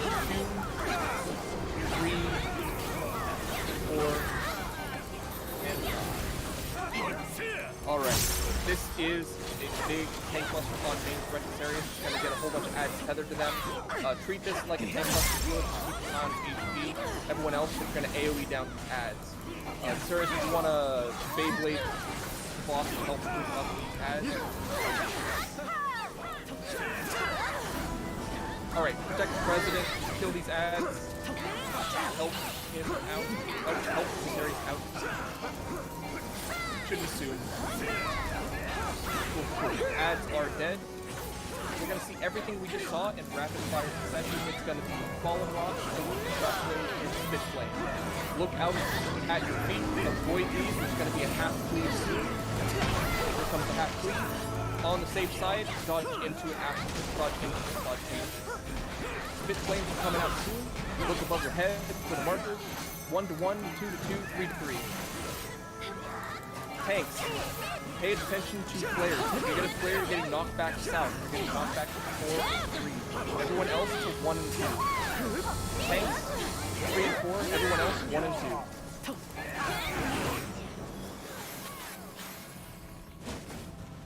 2. And just kill him.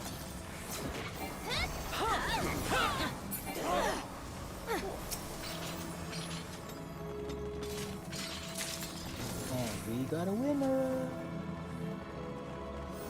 We have a clean floor. All right. Make sure you grab your chest. Remember, all loot in this raid is personal, so make sure you're grabbing them. We're gonna move on to. It's your loss. Yeah, literally.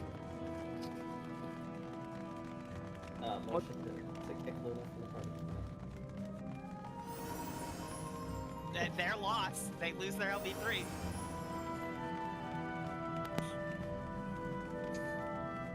LB3 is a crutch. Oh, my bad. My mic was muted. No. Knuckle only speaks truths. You know what? I'll take my Except for loss when and he I'll doesn't. take a gamble on it too. I apologize if there's some noise in the background. I gotta open up my garage.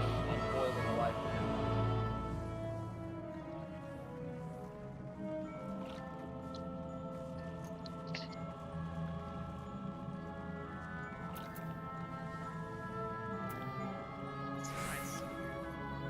Okay, I'm back.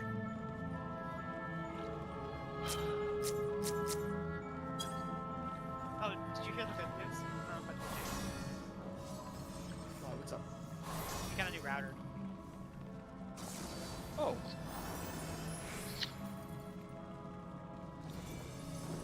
Had boiled Vash before? Yeah, I mean. Alright, here we go. Alpha and Bravo are going to be our main tanks for the fight. Cool. I'll just assign roles in one by one, so that at least we make sure that the tanks know what's going on. Right. I should have not just been mimicked. Target to focus 1, you are going to be dealing with the Queen's Knight and the Queen's Soldier. Target to focus 2, you're going to be Queen's Gunner and Queen's Warrior, respectively.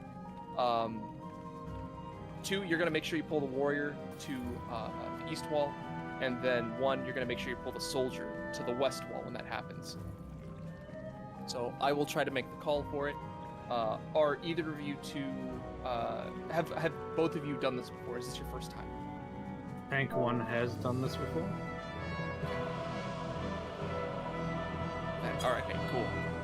So we're gonna go on to Aura Spheres.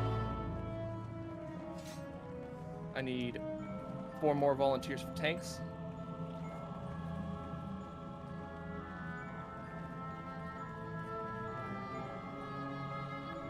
No one wants to take that. Fine, I'll do it. Let's go. Okay.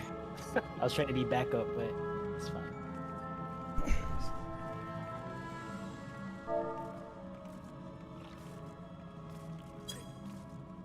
Here's the way that I do this. If you are target to bind, you are going to be the first set of Aura Spheres. If you have the target to bind 1, you're going to deal with the Aura Sphere in the north. If you have target to bind 2, you're going to be Aura Sphere in the south. If you're a target to ignore, you're going to be the second set of Aura Spheres. You'll be the final set of Aura Spheres. You'll, if you are 1, you'll be north. If you are 2, you will be south. Are there any tanks here that tank Aura Spheres is their first time?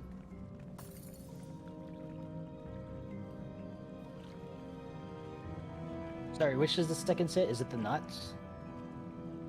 Yeah. Target to ignore is second. Target to bind is first. Roger First that. set. Okay, so I'm second set. Okay. Cool. Let us talk about Reflect and Dispel. I'm gonna put a map in maps. I'm gonna put a map in raid text chat real quick here. So as I do that, let's get volunteers from each alliance to do reflects. I have one volunteer for Dispel. If I can get at least 2 more Dispel volunteers, that'd be great. Bravo, Echo, Charlie. And if it's your first time reflecting, I can go over it and we can clear up what you need to do. And we can walk you through it. Delta reflect.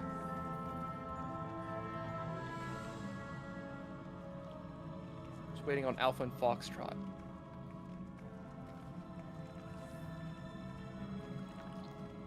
Is that like a backup reflect? Right. Do you have Breaker Copious? Do you have 2 light curtains at the very least? I had 7 light curtains. Okay, you're A-okay. And then Alpha reflect. Okay, cool. So we have all of our reflectors. Of all the people that volunteered to do reflecting, is there anyone that's brand new to it? Like they have absolutely no idea what's going on with reflect? I never done this. Never done this. Who's that? Breaker Copious. Okay, cool. So, first, you're going to take a look at that map that I put in raid text chat. What this is outlining, the red dots are going to be the ore spheres. That's the tank duty, and we're going to let them... the tanks are going to handle all that. Now, the black circles that you see with letters and numbers in them, you shouldn't have to worry about the number. I just want you to pay attention to which letter. Breaker, you are going to be Foxtrot Reflect, so take a look at where that is on the map. That's going to be like right about here to start. Yes. So kind of where I'm jumping here. Vash, I just want to bring something up real quick. Yes. Breaker is actually a tank. Do you still want him to do reflect? Oh, Breaker's a tank? No. Tanks cannot do reflect. They can reflect. As long as they're not paladin, they can reflect. They will one-shot it just like every other class. I'm not going to trust that because I have not been able to one-shot it as a gunbreaker.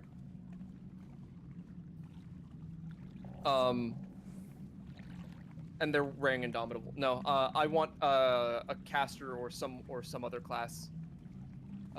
Sorry, Breaker. You're good.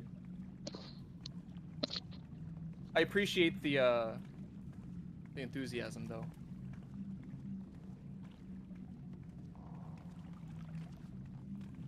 Can I get one more? Can I get someone to volunteer for Foxtrot Reflect?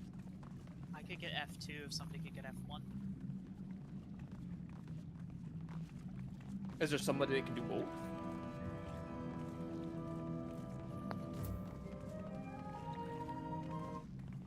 It's okay if it's your first time. We can go over the motion and we can go over what needs to happen. I got a couple of light curtains. I'll take it. Who's that? Amelia Ainslin. I'm not in F, but I know which one to go to. Or which ones. And just confirming, you're not a tank? No, I'm Reaper. Okay, that works. So and you're familiar with the spot? All right. Yeah. Okay. Is there anyone here that doesn't know what they're doing as a reflect? Just to double check.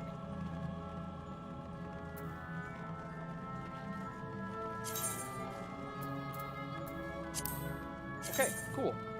The map is up just in case you guys need to reference it later. If you have a second monitor or phone, that'll definitely help out. I'm just gonna double check. Can I get the people who volunteered for Dispel to just say it again in chat, please? I believe Relic was one of them. I would like 2 more, so a total of 3. Yeah, I'm taking Warrior anyways, so figured I'd Dispel as well. Yeah. I mean, I appreciate the thought, but when you're worrying about like tanking and whatever, especially after mechanics where you gotta like gap close back in, you know, I want like a safety net.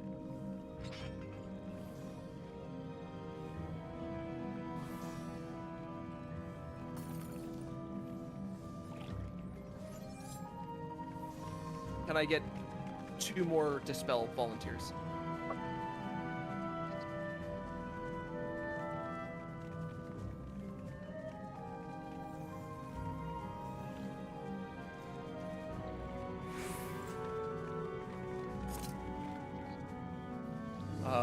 somebody might have liked what you had. I don't know.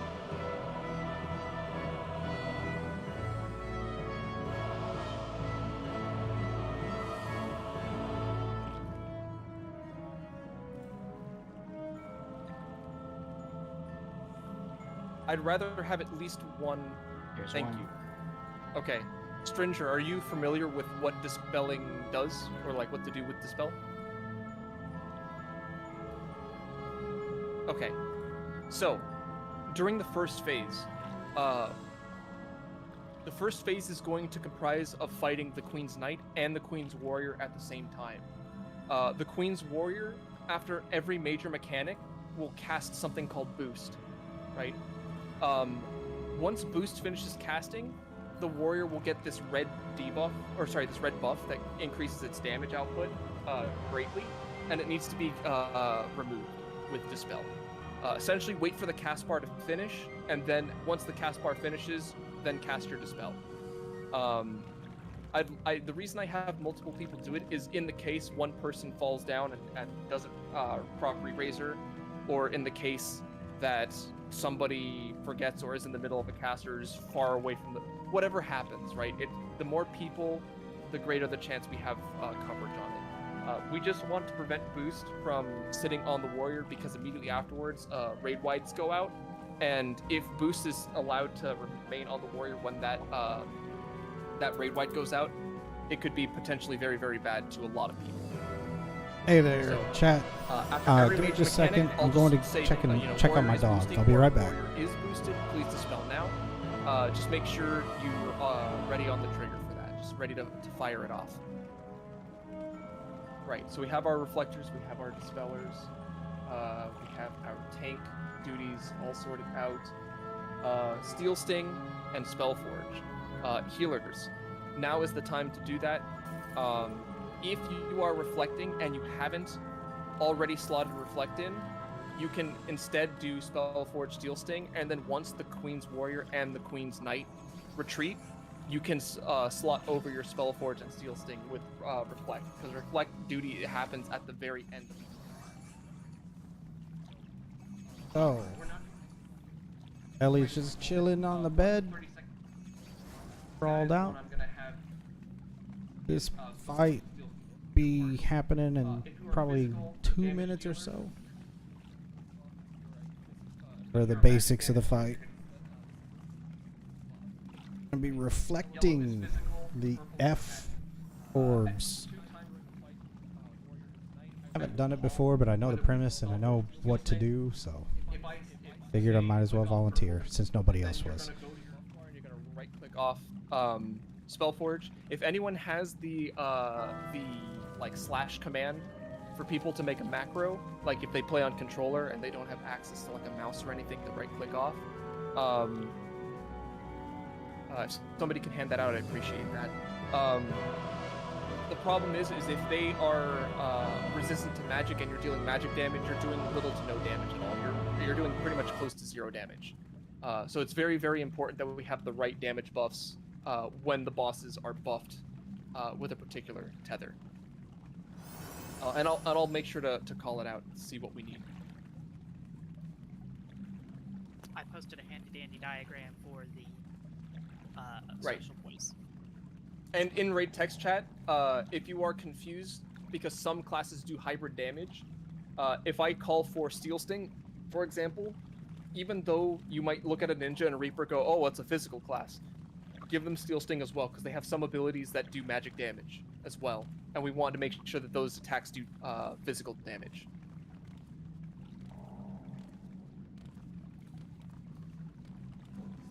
All right. Let's get everyone to just move around. Hop inside the purple line when you're ready. Just jump around, get some movement going. Make sure we don't get AFK kicked.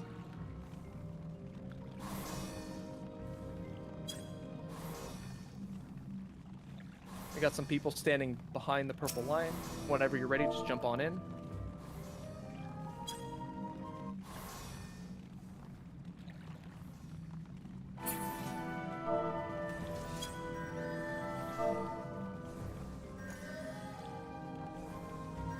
Just out of curiosity, what's our duelist on? And by the way, congratulations, guys. question. I actually don't know what Zelly's playing. Oh yeah, the sticker mage. Well, It's not a mage. Every but- tank.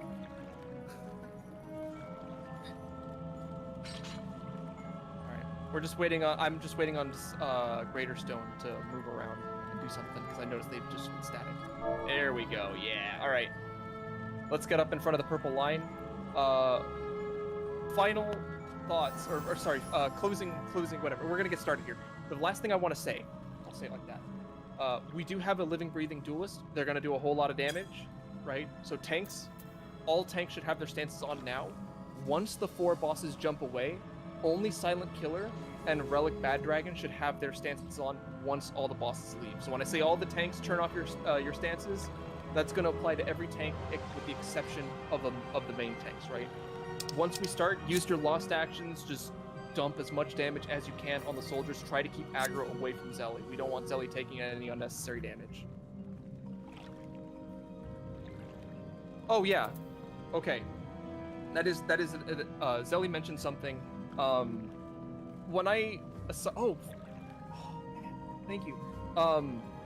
Silent Killer and Relic, you're going to be turret tanks. I go off the assumption that people know this and people do this fight differently than I do. That's my bad. Silent Killer, you're going to be the west turret. Relic, you're going to be the east turret. All right, and you don't need to just if you're tanking the gunner Relic, just max melee it and try not to move it too much from the center when you get go after your turret. But Zelly brings up something important. If you are an Aurasphere tank, please make sure that your stance is on and the first thing you do is provoke so that you get a really good lead on aggro. We had some people the other day that got the tank buster as a result of the Aurasphere dying. And it was something that could be avoided. So if you are tanking an Aurasphere, make sure that you have your stance on, and then you just start going ham on it and provoke. Well, to add on to that, I would suggest that the Aurasphere tanks lead off with their unmanned Shield Lob Lightning Shot Tomahawk on the Auraspheres, because you might think that with your tank stance on, and if you provoke and immediately go into what your 1, 2, 3, like good DPS will still rip aggro from you. So make sure you lead off with your unmanned or your equivalent skill, because it might be 100 potency, but or whatever it is, but it does like 10 times that with your tank stance on, like as far as threat calculation goes. Yep. So don't just take it for granted that you're gonna pull aggro, because that might not happen here. Especially with the danced samurai 10 rays dual buff. Yeah, I actually took the death tank buster when I did the duel the other day, and I'm not even that good of a samurai, so just be on top of it. Thank you. Essentially, provoke is only like 50 enmity if nobody's on the hate list, whereas the ranged attack is something like 1,000. Yeah, we actually calculated it here like one day, so it's roughly 10 times whatever the potency is on the skill with tank stance on. All right. With all that sorted, we're gonna get started here. Silent, I'll let you do the countdown for us. Once the countdown gets thrown up, start applying Spellforge and Steel Sting to your party. Tanks, make sure your stances are on. And make sure, by the way, that we hold on to heal LB3. Wait for my call to use it.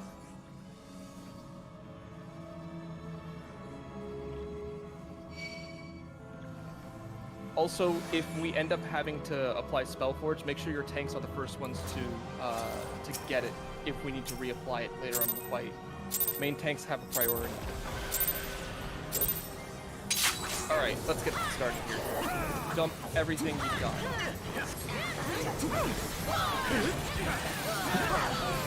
Raid Wide coming out to mitigate this.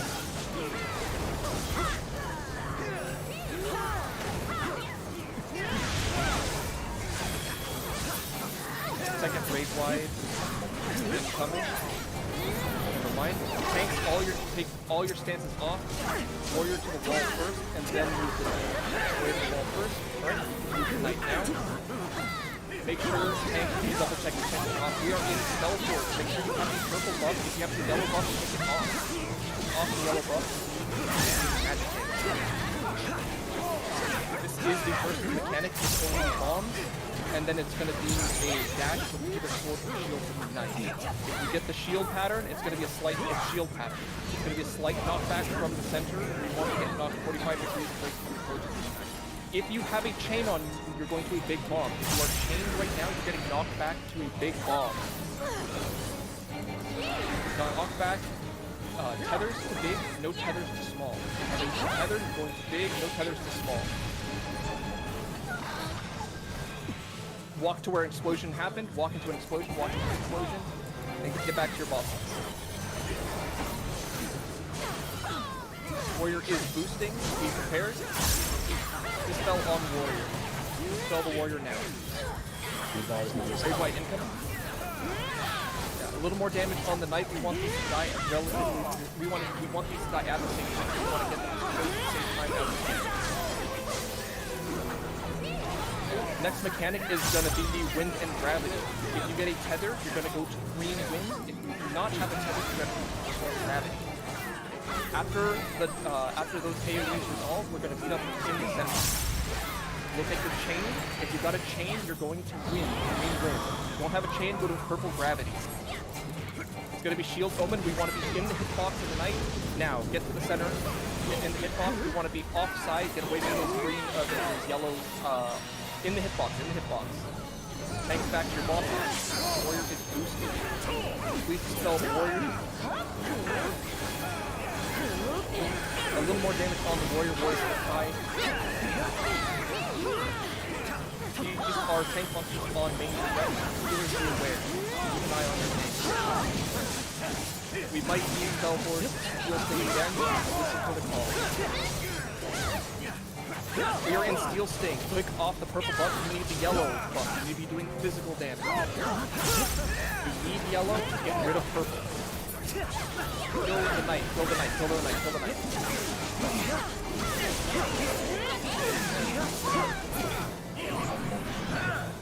Killer, take your soldier to the wall first. Now move down to the center. Alright. First mechanic is going to be fire frogs. Listen to the call. I will let you know which marker and catch you with the state stand by. This is associated with. This is also accompanied by the Saudi marker, just like in Orban Monastery. You're going to point your pole to the gunner in the center, and then to a turret on the wall. So listen for the call.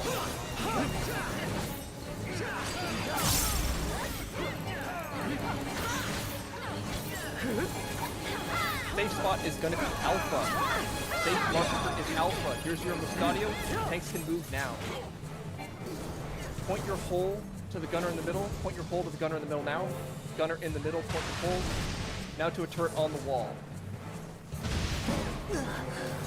Get back to do it.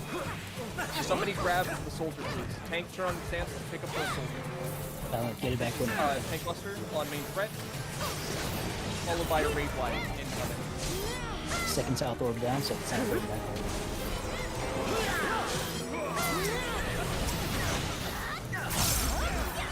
When Silent Killer is up, please let them take back action. This is going to be gun turret. Right? Main tank, you're going to make sure you aggro and provoke your turret.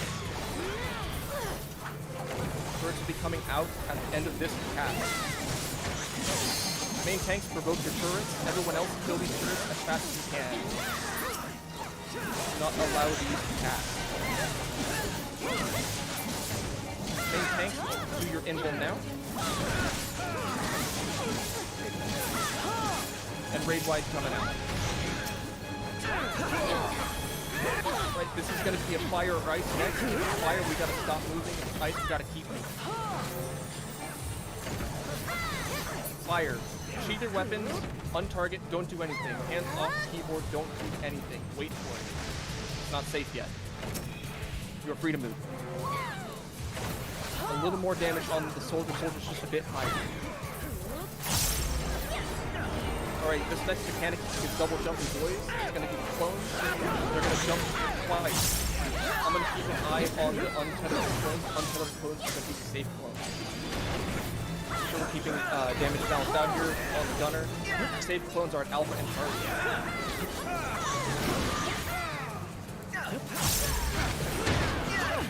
1 and 2. One more jump. Delta and Charlie. 3 is safe. Delta Charlie 3 is safe. Point your hold to the gunner in the center. Hold to the gunner in the center. Do the mechanic. Safe. Turret on the wall. Turret on the wall. Grave light coming up to kill this. Great pass to this guy.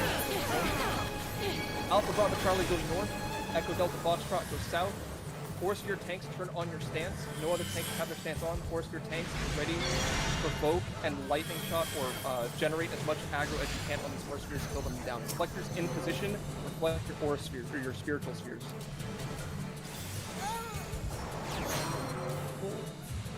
Do the second one in your path. Damage on the bosses. That's alright. Healers. LB3 in the center. Put arms disengage, do not attack the bosses, disengage.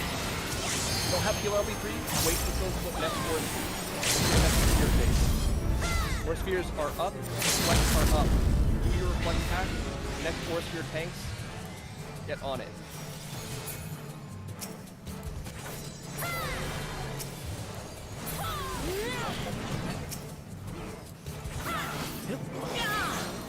Right? If you have LB3, healers, center of the field, put your LB3 now, kill the boss.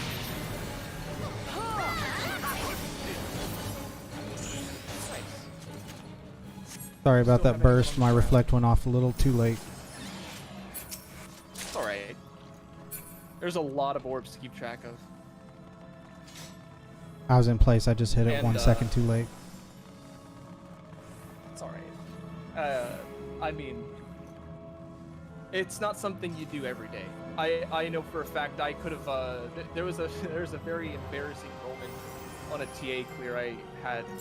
I think it was Maya's run, where all of our healers were down, and I could have kept myself alive if I just popped a potion kit. And because I'm not used to like using that kind of tool, I definitely accidentally used an antidote instead, and then almost accidentally used a light curtain, and then just died to an auto attack. So, you know, I've been in those moments. I've also been in moments where I think that I use a light curtain. I'm like, oh, dude, this is a-okay, and I get blasted by a lightning arm. I'm like, oh, okay, all right. For the fellow gamer who brought Vanish, that should be Mega Solo. If you have that, just make sure that's slotted. Yeah. All right. All right. Serious, did you want to continue main tanking? Yeah, sure, I can. I'm gonna go ahead and put the target to ignore above your head since I can't find you immediately. There you are. Cool. I don't know. You guys want to gamble? You can pick a spot. Sarius, do you want to gamble, or do you want to just do the thing? Oh, okay. We're going to 1. If we're gonna gamble, we're gonna go through with it. He's gonna pull it over to the 1 marker. We're just gonna DPS it down here.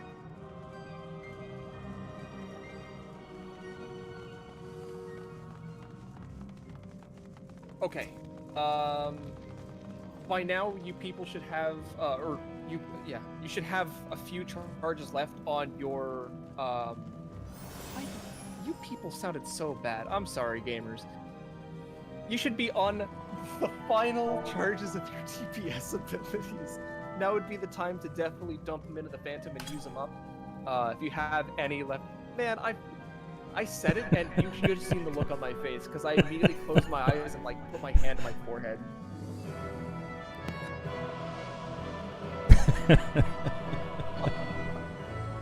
Oh, I'm tired, man. Maybe I shouldn't post these afterward. Anyways, I will leave it up to Desarius to give us a start. There's nothing special with this. Calls will handle this fight just nicely. Oh, we're going? Okay. Oh, yeah, alright, let's do it. Pull it to 1. Yeah, if you've got a ley line, just drop it on 1. I'm not gambling otherwise. Raid line coming out.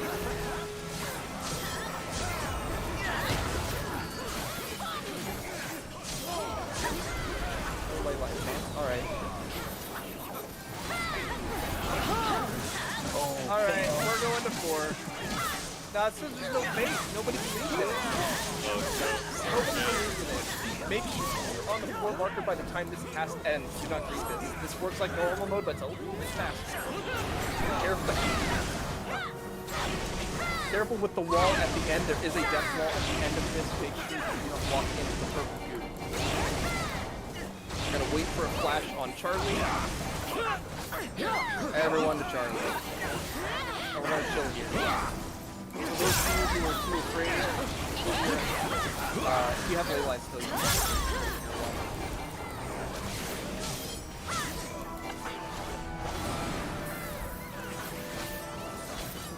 Right, we're gonna see those purple flashes on Delta. We're gonna move over to Delta after 3 flashes, and then we're gonna wait for another 3 flashes. Listen to the call. 1, 2, 3, everyone to Delta. We're gonna wait for 3 flashes on Charlie, and 3 flashes on Charlie, we'll just back to 1, 2, back to Charlie. Coming up on ads phase, boss is gonna make it center. Also go invulnerable, we're just gonna push ads. Red ads need to be DPSing normally, Misty Wraiths need to be healed. Have Benediction take them in 1 shot. Second wave of 3. Cool. Misty Wraith is still up, and then there we go, it's down. Last wave ads. Once these ads are all cleared out, we can kill the boss afterwards. So Misty Wraith still up in the north. So Misty Wraith also still up in the southwest, I mean. Interrupt this boss. And just dump it. Once the boss dies, nobody leaves the arena. We're gonna have our Preceptor head forward and accept all the traps. Do we have any dead? Let's resolve our dead first before we leave. Make sure we're just gonna let the Preceptor do their thing. Please be very careful. If you are for some reason heading on ahead of us, do not move until the Preceptor clears out the 2nd floor. We need to make sure we keep as many of the pink bacon angel traps as we can keep.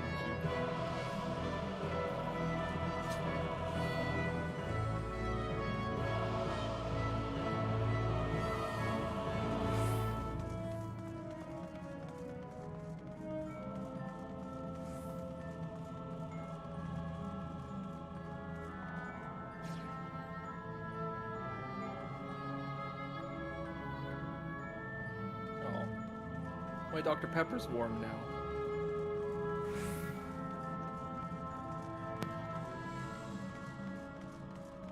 I wonder how big the drink graveyard is, because there's been many days where I did this. I start a pot of coffee before the run, and then like I never pour myself a cup.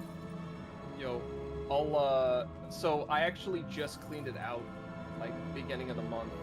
I'll post the picture in general. Cool.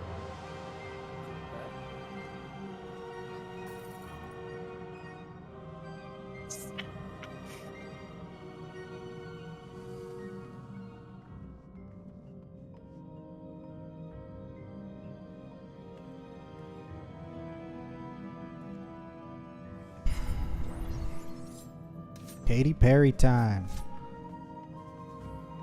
How did you know? Like, how did? No, it's absolutely just squats. I have no idea what you're talking about. Wait, no. Wait, what's happening? Okay, anyone who has the ritual prayer, put that on, man. Lex and Wes is just we need Weiss. We need Weiss up with us.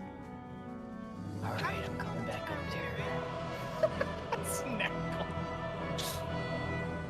Yeah, I'm not even a healer, but I'll get you up in 1 shot. Watch. How's your 100%. timer doing, Lexin? Oh, this man's over here gonna gamble. Someone pick him up before Knuckle gets here. Dun it. Come Lost finance will on, stir. brother! Hey, Lamau. Okay, put it away. Don't worry, I did bring 8 Lost Tree Rays. For people who are new, whenever we kill TA tonight. Okay. Please very carefully walk around these traps. Do not auto walk, please. Do not turn on your auto run or auto walk. Once we get downstairs, there's going to be these pink traps that look like pink bacon angels, like I mentioned earlier. I really like that description. It's very descriptive. Very descriptive descriptor. Do not, please, touch any of the traps down here, especially the pink ones. We need them for after Trinity Avowed.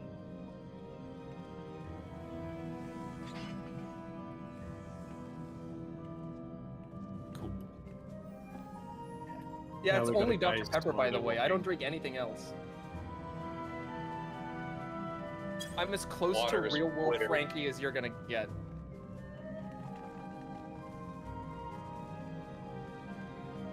Super. Yeah, it's only been 12 days, so that's a 12-day collection. Notice how they started on the ground. It will, trust me, it'll it gets out of hand. Right. All right, everyone. What? Oh no! I left a foot in there. Chuck. Oh gosh, whatever you gonna do without that one foot plate? Oh no, in your picture. In my Oh. picture, Chuck's gonna. Okay, it's fine. Chuck needs a little feet every now and then. Yeah. Okay, here we go. Welcome everyone to Trinity Avowed. This, I say it every run. This is the hardest boss in the run. Okay, if we don't make it here, don't beat yourselves up. This boss is hard. You have to do every single mechanic properly, otherwise you're gonna get slapped hard. Like you will be on the floor hard. With that being said, this is now the time for tanks to slot an Aether Shield. If you are a pseudo tank, this is where you're going to slot in your Stone Skin. I need to practice calling Stone Skin out for my mitigation calls. So if I don't say Lost Stone Skin 2 or Stone Skin 2 or Stone Skin at all, please, whenever I say Aether Shield, Stone Skin, I'll just say that. You know what? I'll just say Aether Shield, Stone Skin, that's it. I'll whatever. Mitigate Glory of Bozja. It's a big raid-wide AoE that hits really hard and it bleeds for very hard. If you use Stone Skin, use it before Glory of Bozja, and then once more after the cast resolves to help out with the bleed that results from the cast. Yes, if you have Steel Sting, you have Spellforge, get it out of here. You don't need it. You're done with it. That should do my bad. I didn't call the swap after. I gotta fix that for Queen's card. I biffed the call. Aether Shield, Stone Skin, Glory of Bozja. Every single time. At the end of every mechanic, she will do Glory of Bozja. So just wait for the call. Just make sure you're mitigating it. Healers, do not underestimate the damage of that bleed. That bleed hits really hard. Right. Trinity Avowed. Her trademark mechanic is temperatures. So you have an overhead temperature. We all know this from normal. When she does complicated or advanced mechanics, is what we usually call them, she will start casting your temperature, and then she will also then follow it up with giving you a brand. Now, the elemental brand is a little bit different from your overhead temperature. It has a timer on it, it's a debuff, and once the timer expires, it will apply whatever temperature that it says to your overhead, right?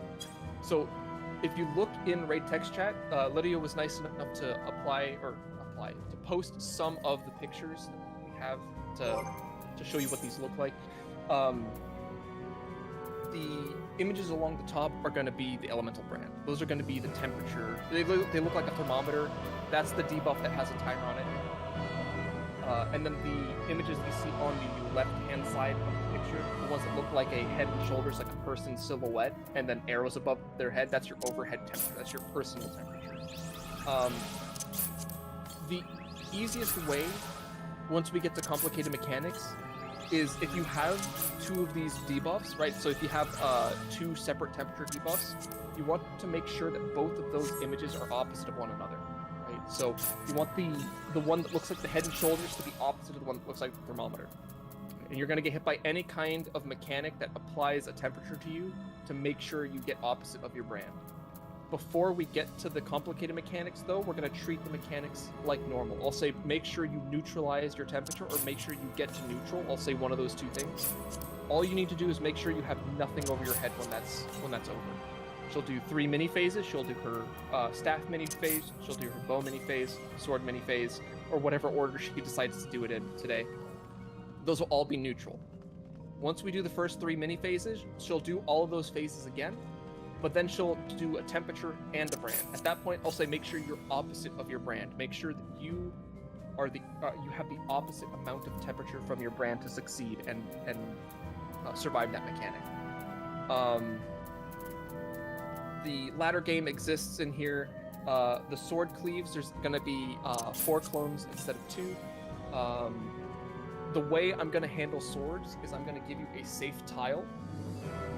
And Fiona posted an animated, a small animated strategy thing, why can't I speak English today? Why can't I ever speak English? Why are words why are words the way that they are? There's a video of the sword phase. It's my Dr. Pepper's war. That's what it is. It's a small video of how the sword phase looks. There's going to be 1 tile that doesn't get struck by anything.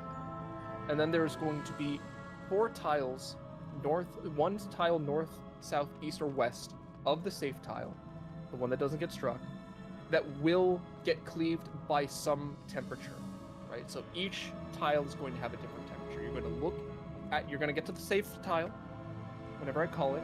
You're going to look around for the clone that has your temperature. You're going to look for which direction that they are cleaving, and then you're going to step one direction, either north, south, east, or west from the safe tile to get into the tile that they are slicing to adjust your temperature. It sounds complicated, and it's really difficult to explain it, by itself. Just know that, for example, if I say that the 4 tile is safe, the 1 marker, the 3 marker, and the delta marker, they're all safe. You can stand on those. Those are safe to stand on to adjust your temperature specifically.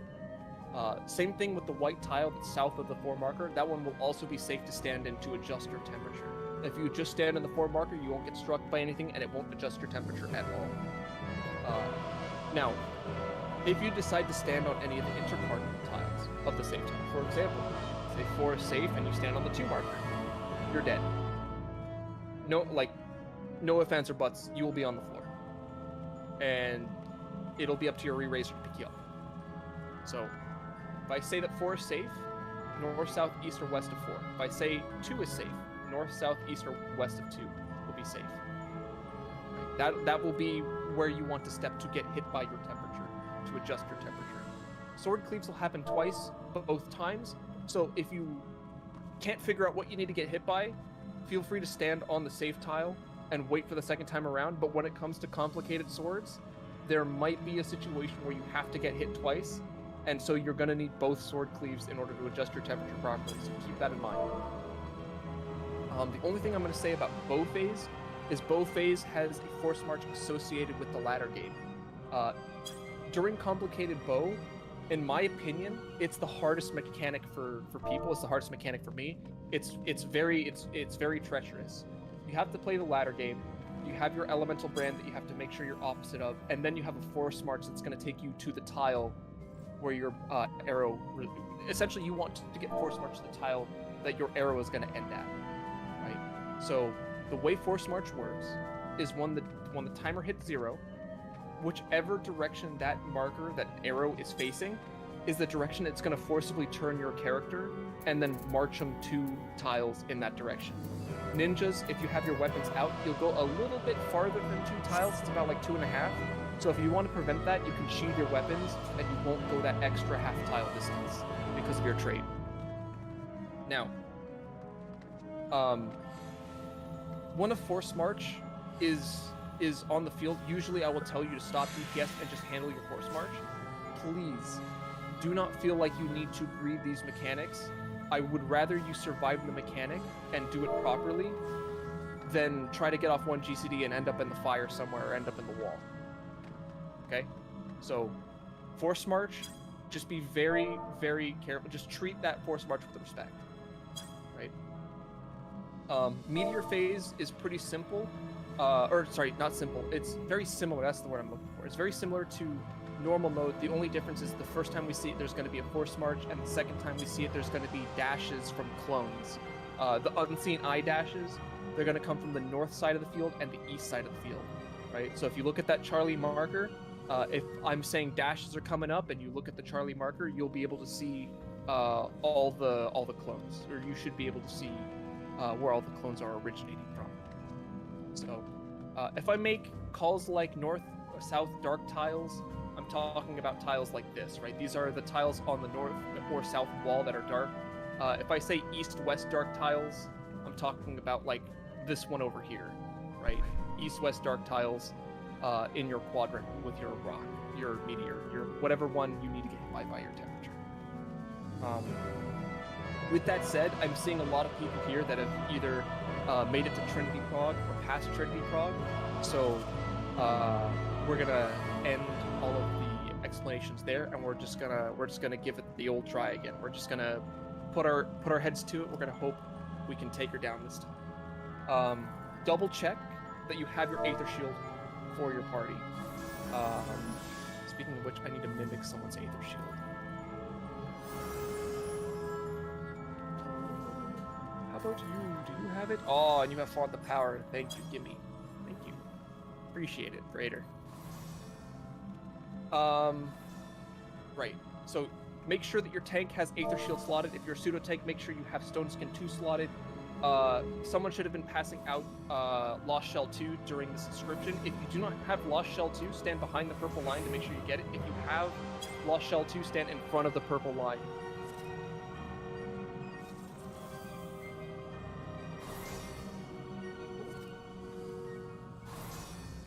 Looks like everyone has it then. Zelly doesn't need it. He's got the duelist buff. Yeah, duelist and samurai don't want it. Alright.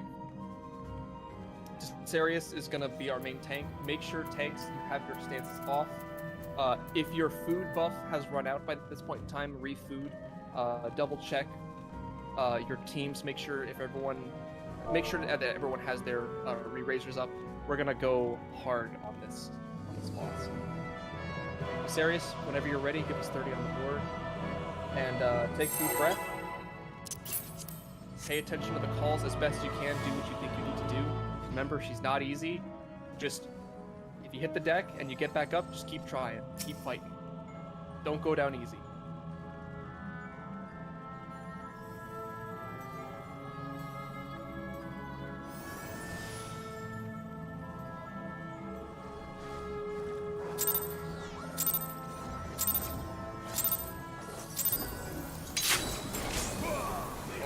First thing the boss is going to do is a tank buster.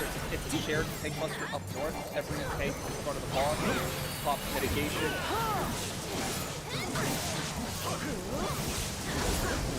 Next is going to be a raid-wide agent shield, stone skin, Aether Shield, stone skin.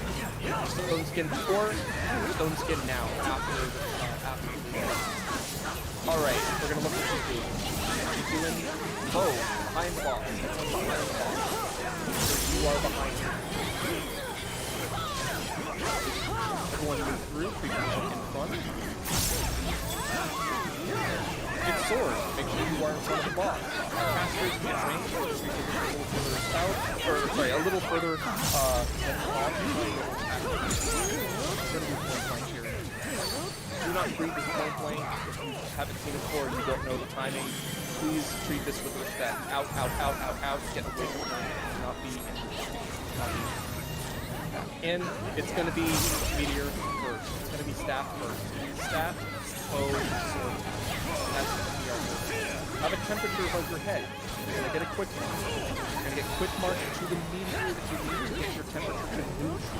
You want to neutralize your temperature. You want to have anything left over at the end of this mechanic. Look at your force mark. On the rock. Find the rock that you need to get hit by. Point your force march now. Point your force march. Respect it.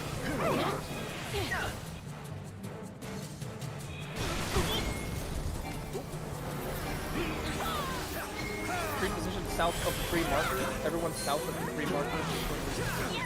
Aether Shield, Stone Skin. Aether Shield, Stone Skin. Do Stone Skin again. She's going to reposition herself to the 3 marker south of the marker. Everyone south of the 3. Everyone behind the boss. Everyone behind the boss. Make sure you're behind her now. Tanks in front. There's going to be another share buster. Tanks in front. We're getting our quick marks behind to us. Right? Look at your quick marks. We're going to point away from the fire column. Once we see the fire, we want that point cut. Force march pointed away from the fire. Right here comes the fire. Hold your force march down. Point your force march away from the fire. If someone dies in the fire, the healers on that team rescue them out of the fire. Try to pull them before they get hit by that bomb. Someone out. Alright, your temperature has been assigned. That was a good temperature. They were pretty good. Look at the temperature above your head. We're going to play the normal ladder game. Shoot your mechanic now. Just walk out your mechanic now. Hit by the temperature you need. You want to be neutral after this. This is neutral. Right? Group up. This is going to be Aether Shield, Stone Skin. Aether Shield, Stone Skin now.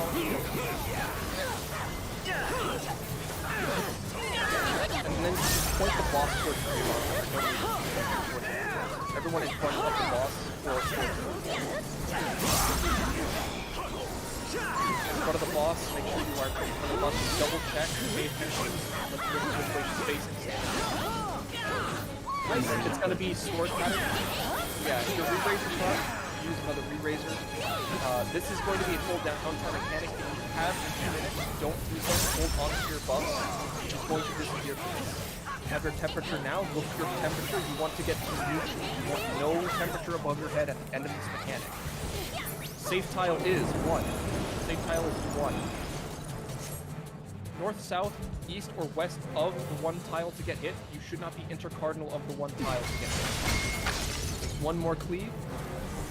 1 more. It's going to be 3 is the safe. 3 is the safe tile. North, south, east, west of the 3 tile if you need to adjust your temperature. Make sure you are neutral. You need to be neutral.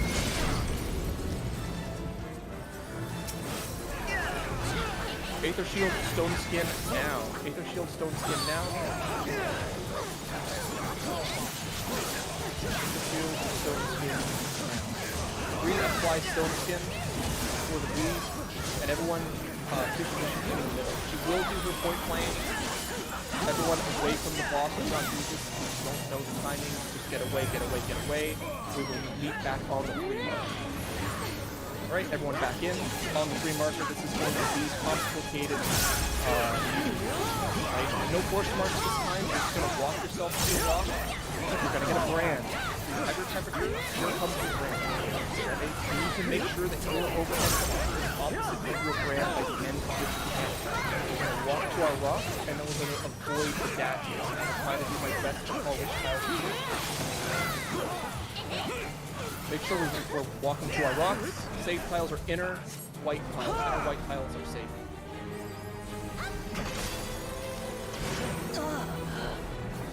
Right.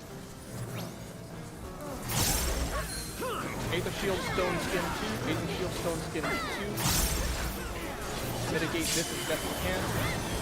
Stone Skin once more. The boss is going to reposition the 3. We're going to stand behind the boss. South of the 3 marker if you want to reposition. Everyone south of the boss behind the boss. This is going to be paired with dashes, and we are going to have to sprint ourselves away from the fire. We're going to wait for the dashes to go first, and then they're either going to be east west of the boss to start, or intercardinal of the boss. It's going to be intercardinal of the boss. White tiles intercardinal of the boss. wait for the dashes, and we're gonna sprint to Bravo afterwards. Wait for the dashes, sprint to Bravo, and wait for the fire. This is the big one. This is the hard mechanic. You're gonna get a 10%. Here's your overhead temperature. Next is your brand. Pay attention to what you get. So this is your brand. You want to be opposite of your brand by the end of the lead. Just kill her. Actually, hold on. No. Just kill her. Get her out of here. Nice. 3 days! I will take... Hold on. I will take no LB3 to absolutely kill her before Complicated Ladder. Okay? Does Let's this one make have a sure... long dead timer? A lot of people Yes. have been dead for a long time. Please let us know if you're like 200 seconds or less, something like that, or like, you know, if you are down there in the timer, let us know now. 370. That's pretty low actually. By the way, if you're new, go Can south. we get? Can we hold on? We're not gonna send anyone over there yet, please. I don't want anyone popping the trap early. All right, I'm guarding the door. Don't pass me. Tomo Gozan needs is getting low too. So let's do a rise priority on Tomo Gozan and Juliana Kane. Let's not resort to sacrifice if we don't have to right away. I'm more than willing to pop my sacrifice if need be. Are they up? I I'm have not a seeing their. sacrifice. Okay, Tomo Gozan looks like they're up. Juliana, are you up? Am I just not seeing you? Oh, you're my party. My bad. Yeah. Make sure that you're reactivating your re-raise. You're putting up another re-raiser. Oh, you're out? What do you mean? Oh, you're out of okay. I've had too many people like rot out of instance. I was like, what? I just looked at you in my list. I don't know why I thought that. No worries. There's someone that has some lost re-raise. I'm sure they're willing to share. We'll do that once we get to Minotaur. After stay.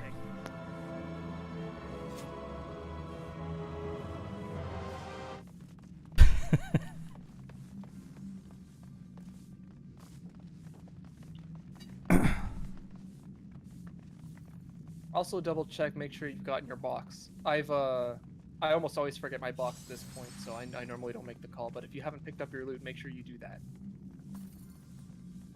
Sweep 3, slotting in lost perception now. Okay. Thank you, Knuckle.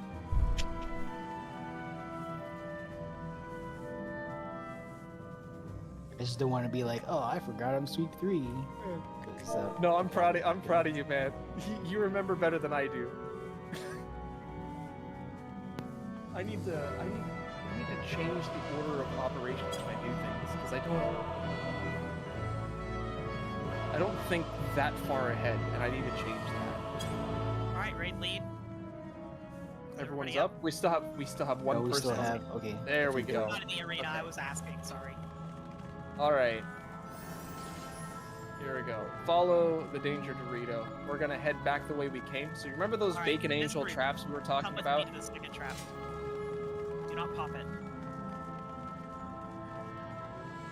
The man lead We'll have 2 groups. Let's Gather around it. No, hold on. Let's just do one group. Let's do the one here by the door. It's all right. Okay. There's We a don't cap need to on do how many anything people special. hit, so that's why. Oh, true. True. Yeah, it would be better if we split them. Sorry. It's all right. There's too many people. Anyone who wants to participate in this, get right around the mini trap. This is gonna make you mini. As soon as we pop this, you're gonna make a beeline straight across the arena we just fought on. You're gonna take the jump pad at the end of that, and there's gonna be a gate with some bars on it. You're going to be small enough to now squeeze through those bars. So on 3, 2, 1, go for it.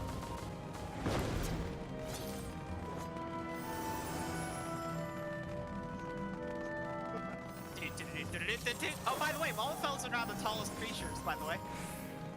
Congratulations, Wallenfels.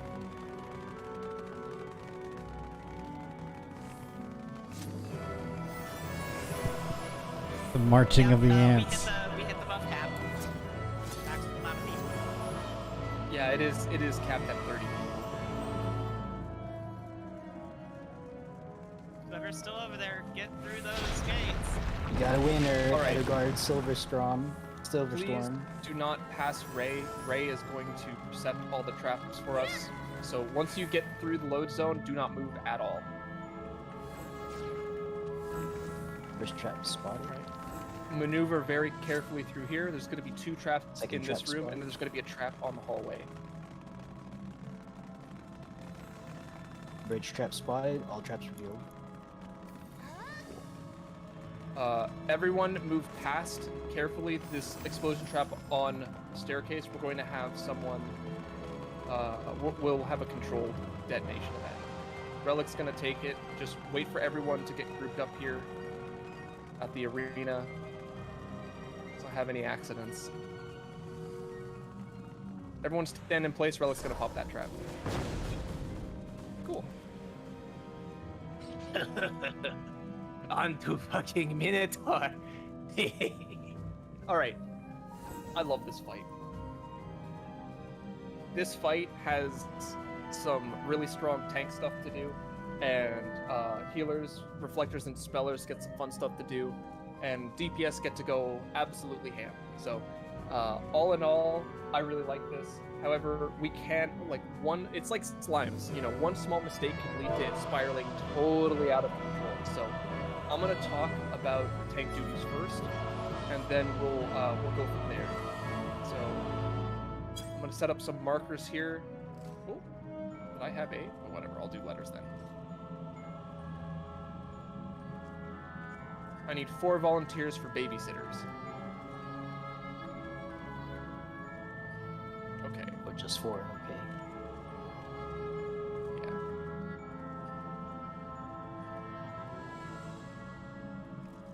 Three, 4. I should have markers that are numbered on the field that are associated with this. Next, if you could have the number tanks stay on those markers, we're just gonna have we're gonna have another set of tanks volunteer to be bomb squad for these people. Anyone else who wants to help sweep traps for your tank partners, just stand on the marker with them. So there should be 2 tanks on each marker at this point.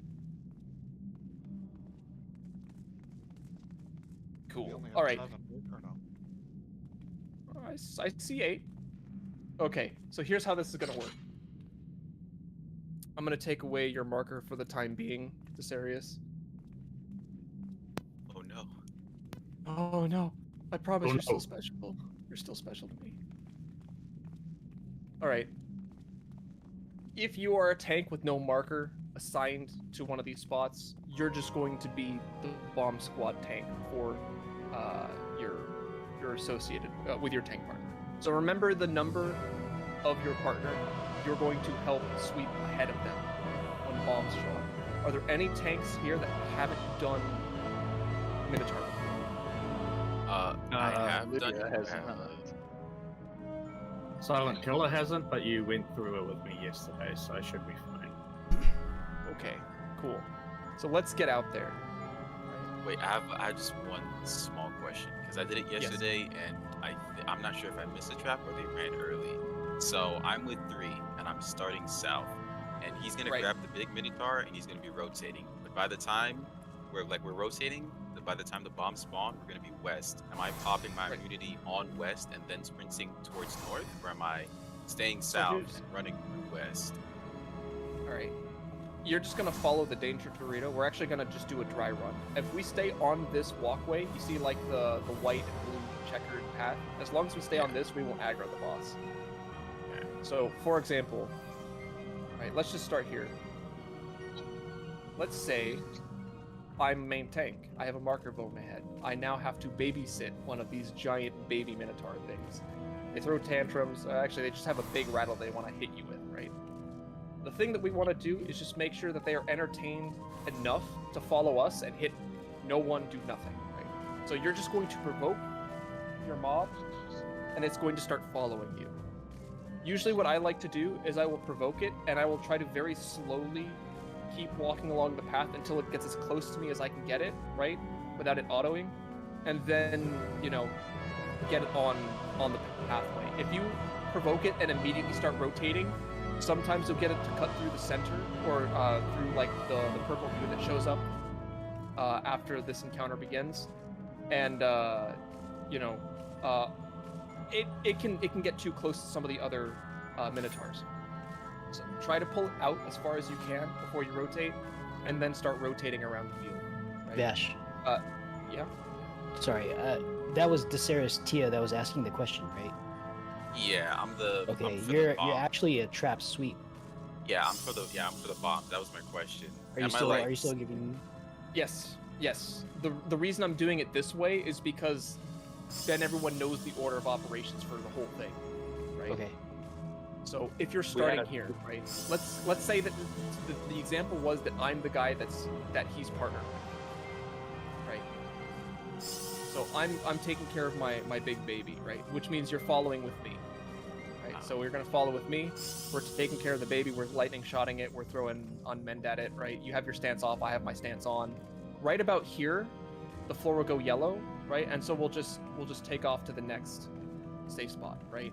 From this point on, I'll stand behind. That's when you are gonna pop like your invuln, and you're gonna pop sprint, or your sprint, sorry, then your invuln, and then you're gonna run off to the 2 marker at that point, or whichever marker it is ahead, right? You're gonna run ahead of me. Once you make it to the next cardinal safe spot, or the next marker, I should say, then you're gonna return to me, and then we're both gonna be, babysitting and throwing unmanned and lightning shot, whatever, at our minotaurs. Okay. Does that make sense? I got you. Yeah, I got you. Thank you. Yeah. Were there any other tanks that didn't catch that or feel like they're a little cloudy on it? So, bomb is wait for stationary, then sprint and run, pop anything that's in our way. Got it. Correct. Yeah, you'll run that quarter lap in front of your partner, and then you'll return to them to help essentially be backup. If they get auto attacked too many times or something goes wrong and they go down, you'll be right there to pick up the Minotaur and help prevent it from walking all over the place. The reason it's so important is because if the Minotaur are allowed to get too close to one another, they tether. And that tether gives them a pretty significant haste. So they'll like slingshot around the field and they'll just start whacking people with their rattles. From Phantom on, everything's been twice come ruin. But since TA is brutal, most people don't really feel the effect of that until here, right? So if you get auto-attacked twice from the Minotaur, you're down. If anyone else gets auto-attacked twice from the Minotaur, they're down. If you get autoed by the Minotaur and then accidentally step in like a lightning puddle or like in the lightning ring that shows up on the field, and your face is gonna be on the floor. So, this, like explaining it doesn't sound like it's too bad, but in reality, you do need to be very careful about a lot of things. If you feel like your tank, like your Minotaur is like right behind you, or it's too close to you when you have to do like a push-pull mechanic, or when you have to get into a notch for lightning to avoid the lightning and the lightning ring on the field, just pop sprint if you still have it available, and run to the extra safe notch, or to a safe spot, a little bit further. Don't feel like you have to be like right next to your Minotaur the whole time. You want to put a little bit of distance between every one of these mechanics. So if that requires you to go a little bit further and pop sprint, that's cool. Just try to return back to a nice close range to your Minotaur, so it doesn't like cut through the field. Right? All right. Next, I'm gonna need at least. You know what? Let's do 4 reflect and 4 dispel volunteers.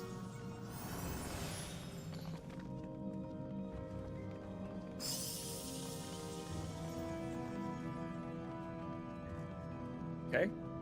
There's 1 each.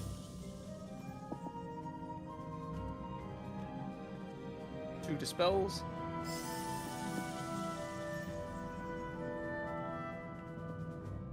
2 reflects. Let's get a couple more. That's a-okay. we'll put you down as a reflect, and we'll teach you what to do. What's your question, Edgar?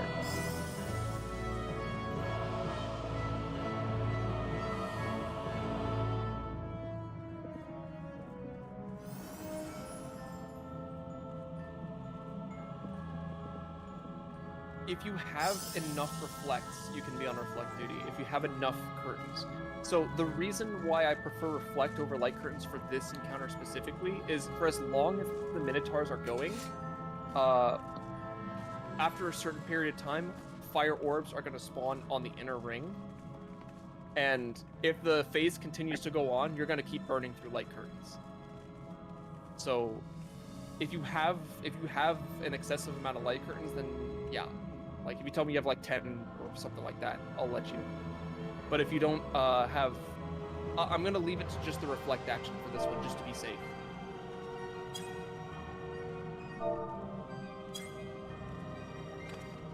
Okay, so then we have 1, 2, reflect. And so, you know what, let's just get one more reflect and one more dispel.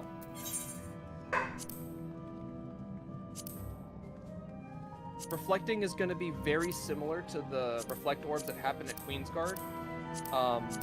Only it's not going to be like super fast like it was at Queensguard.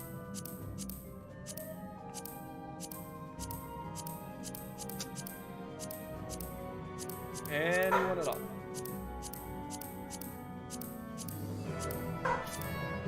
Welcome back.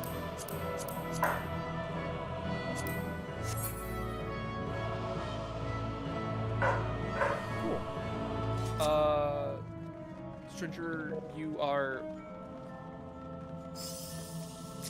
Wait, who is the one that was playing, who wanted to do reflect? Well, if it's Dispel and you want to be in the inner ring, that'll be good. That'll be fine. I just need one more reflector.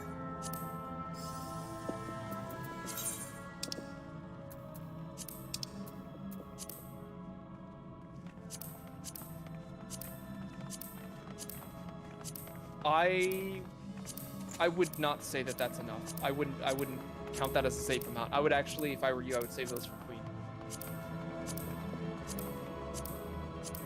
No, Clone, are you waving for reflect, or like what is that supposed to mean? Or are you just saying hi?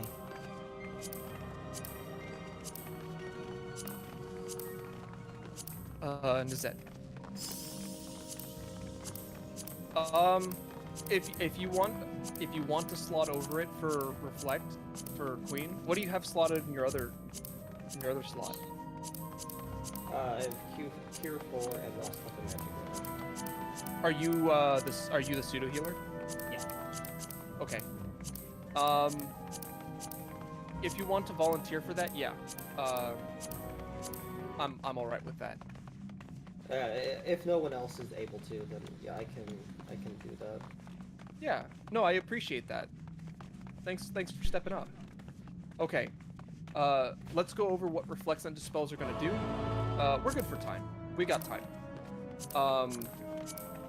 What reflectors are gonna do is, you notice how when I was showing the tanks around, we had this white and blue like checkered path.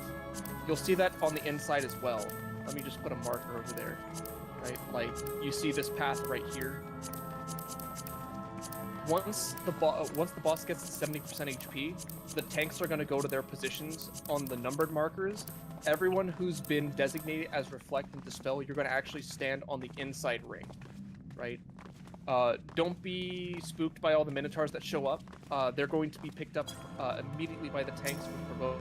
The first thing that you're going to focus on is you're going to focus on doing Reflects and Dispels. Now, the balls of fire need to be reflected, and they work just like the ones from Queensguard. You're going to pop Reflect, you're going to stand underneath the ball of fire, and once the ball of fire does its point-blank AoE, you'll reflect the damage back to the fireball and kill it. The ball of earth works a little bit differently.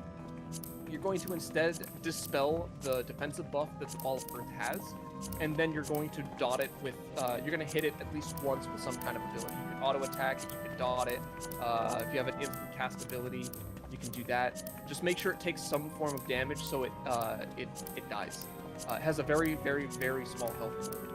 So just dispel it, hit it once, and then make sure you keep scanning for. If you're a dispeller, make sure you keep scanning for balls of earth. If you're a reflector, make sure you keep scanning for balls of fire. If they are allowed to stay alive too long, they'll do a room-wide blast, and we want to prevent that at all costs. Are there any questions about how to do reflect dispel?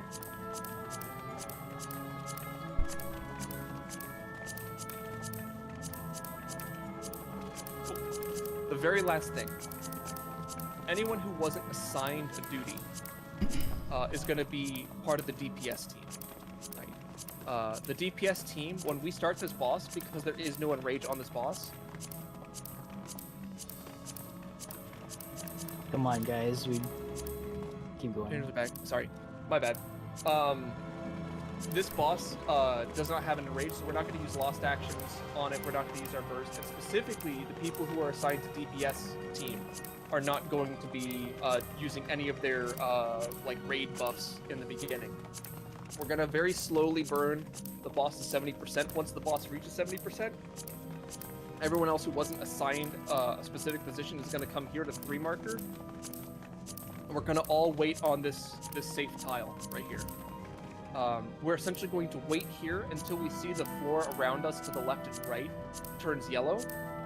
And then we're gonna wait for the tanks to do their clear path, right? They're gonna pop their sprint, they're gonna pop their invuln, they're gonna clear the ring, right? So make sure you're standing as close to the center of this marker as you can after the yellow goes out, because there's a possibility the trap could be like right here, just to the right or to the left.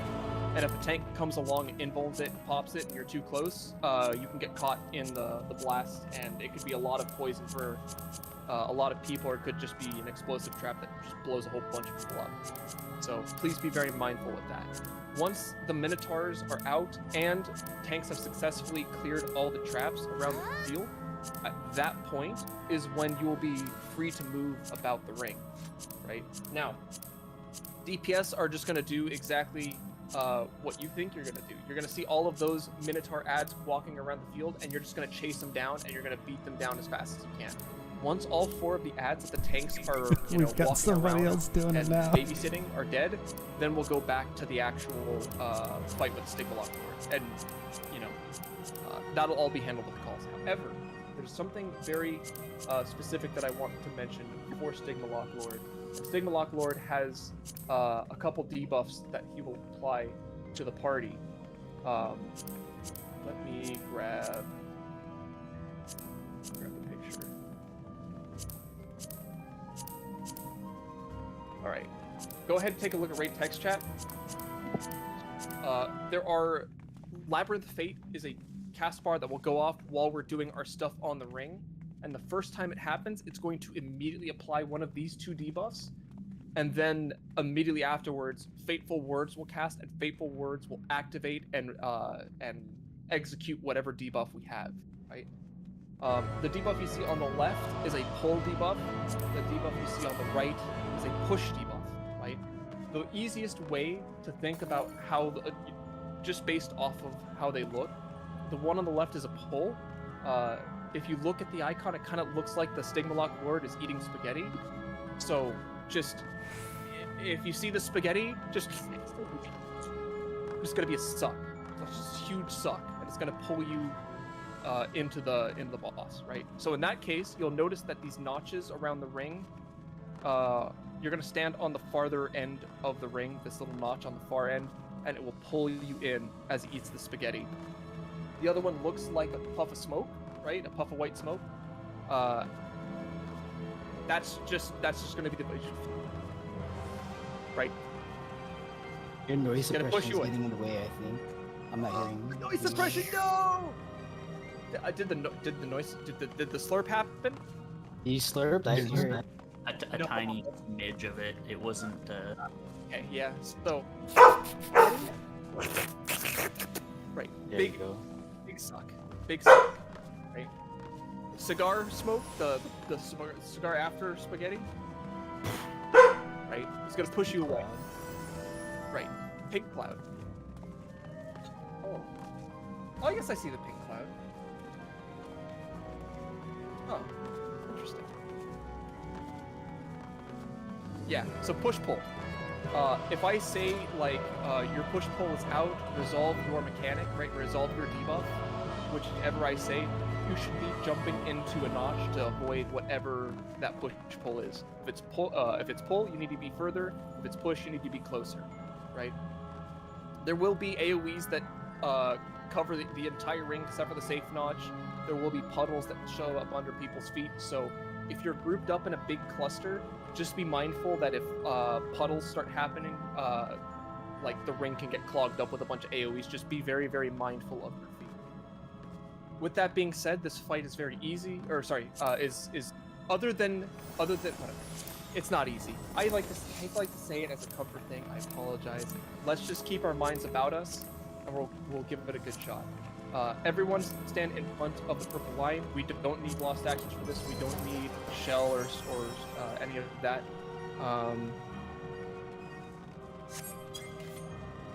Can you knock back resist this? I wouldn't. I would respect the mechanic. If I were you, I would just respect the mechanic. Not the first one, but the first one here, the very first mechanic, yes. Right. But not the next one. You don't need food, but if you want to put food back up, let's do that. Where are you, Desarius? All right, cool. Actually, we're not gonna put the marker on you. Does everyone remember which card? Do the tanks remember which cardinal position they took? Do the tanks need?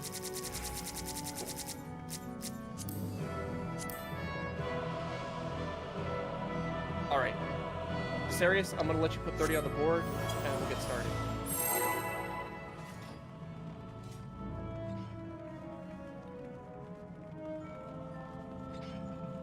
Remember, if you're the tanks or the reflectors, feel free to use your DPS actions, like your raid buffs. If you are part of the DPS squad, do not use your raid buff actions out the gate. We're going to use them for the Minotaurs to kill them as fast as possible. We want that phase to end as quickly as we can get it to end. Alright, get in there. First thing is going to be a tank cluster. Everyone behind the boss. Let Desarius be. After this boss cluster, we're going to pop our knockback resist. Wait for it. Pop it now. Arm's length short cast now. There's going to be 3 whacks. 3 conal AoEs. Just walk out of these. 3 whacks. 1, 2, 3. Whack, whack, whack.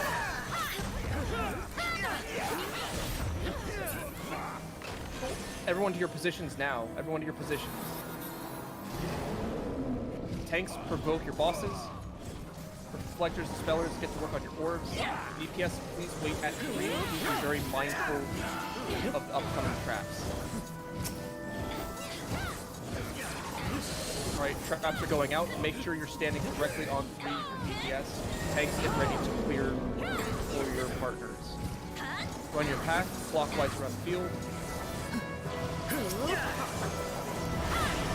Your debuff is out. Look at your debuff. Push pull is out.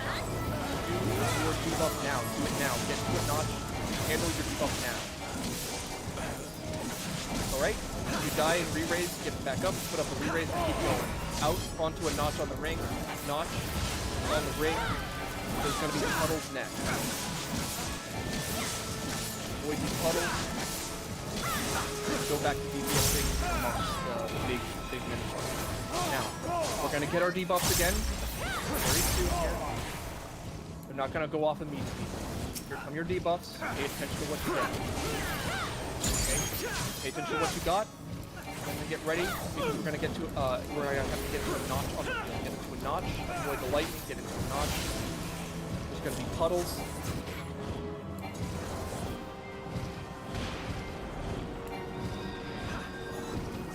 Puddles. Fateful words. Do your debuff now. Your debuff is going off. Resolve your debuff. Your push pull. Do that now.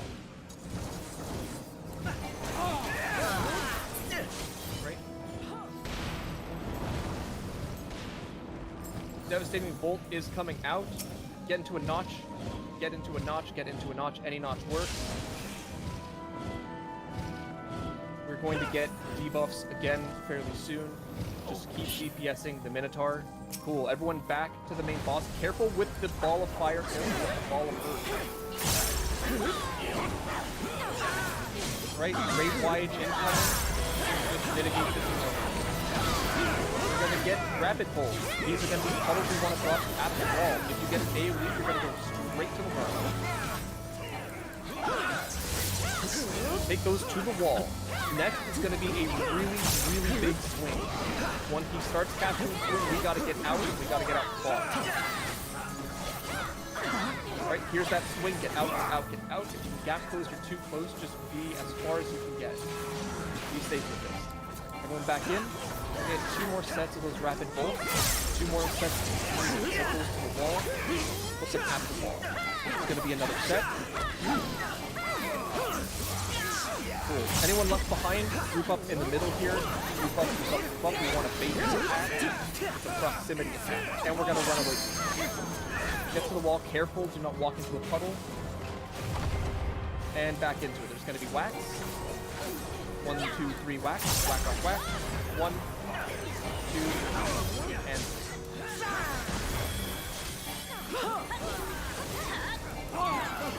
There's gonna be another tank buster in front. We're gonna get a knockback right after this tank buster starts. As soon as the tank buster goes off, just use your cast. Wait for it. Arm sling, push past.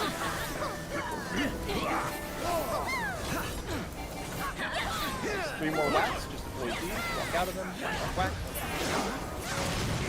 Alright. Woohoo! Grab Queen your chest. time. Now make sure we stay here until we resolve all of our deaths. If we go too far and we trigger the cutscene, we're gonna make it a lot harder on ourselves if things go south here. So let's make sure we get absolutely everyone up. Is there anyone that has a low countdown on their timer?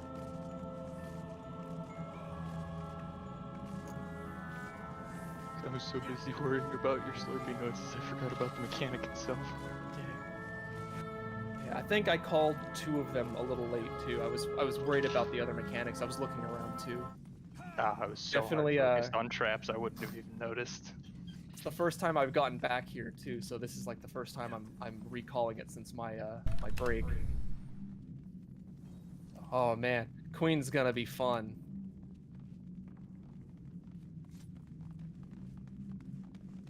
What type of fun? Scary fun? Oh, or easy fun? so for you guys, well, it's more of a color check than anything. Rip colorblind. So, what? No, I'm not colorblind. No, no, no.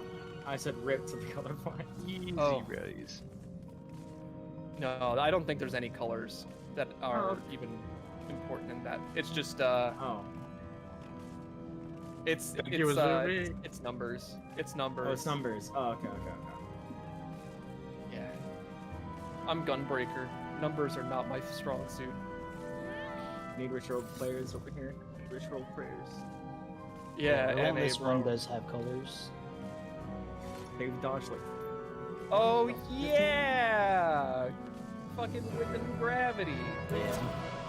Lately I've been saying wind is swirly and not green and white. So swirly wind and sparkly lightning.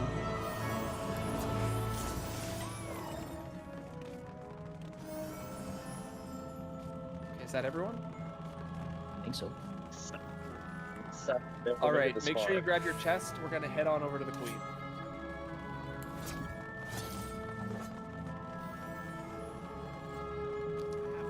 Racers to pass out, prioritizing healers, tanks that are new, and yes, I will give special instructions for those before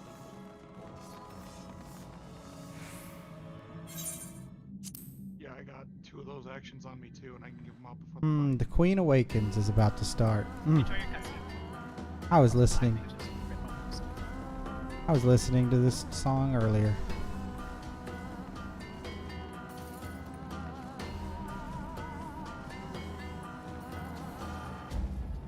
All right. Can I get 3 tanks with pure invulns? That means Bolide or Hallowed Ground to take these marker slots. Stand on these waymarks. All right. DC and Alpha.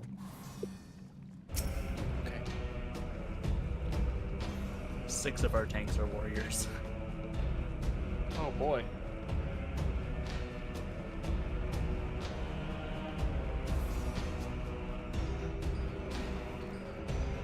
I know Which there's means- at least one other gunbreaker kicking around here. I saw him with a pretty red blade. Might be watching the cutscene. Oh well, thank you so much. Well, This means 6 of our tanks are having fun. If there's any tank or healer that needs a re-raise, go to Mark, try and do that. And I'll hand it out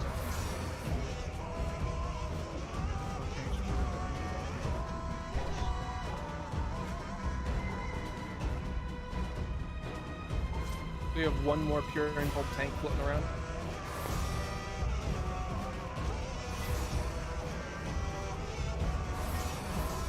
That's alright, I'll do it. Oh, Fion? Cool. Alright. Oh, that would be on summoner. Oh.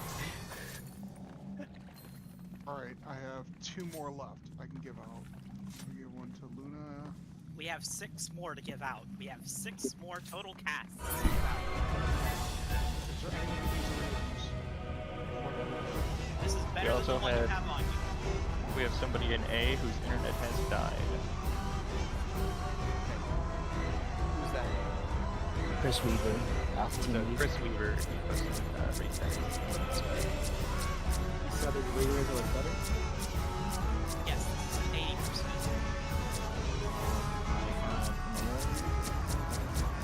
If you're new and you want an 80%, come on back and jump in now. Yeah, I'm prioritizing tanks if they need it. Alright, so I'll go ahead and get silent. Leave tanks before me. Alright, is there any other tank that needs it? Kichio? Thank you. Alright, and I'll get this. These two. That's the last one.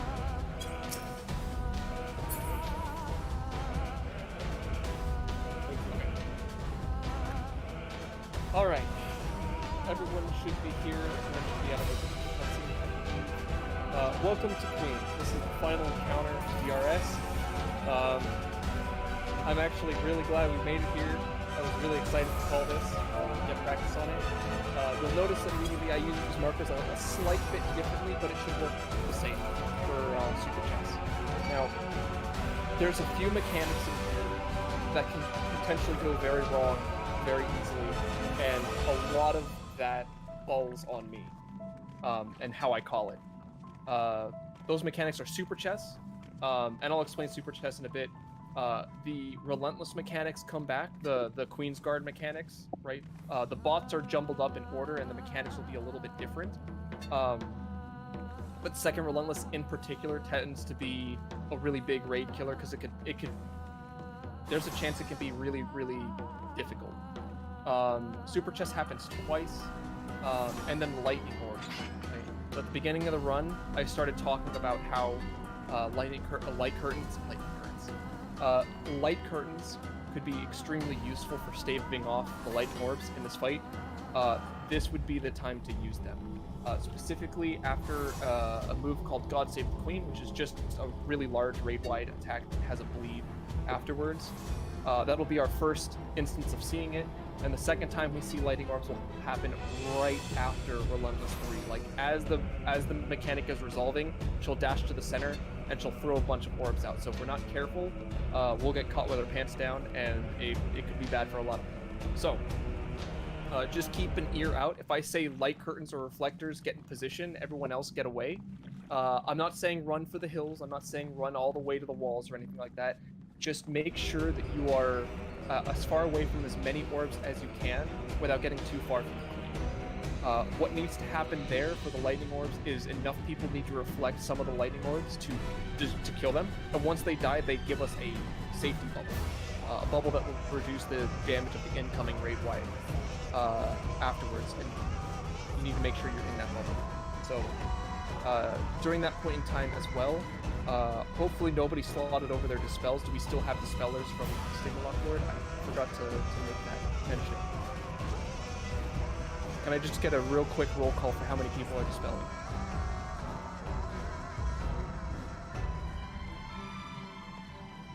I got one Dispel.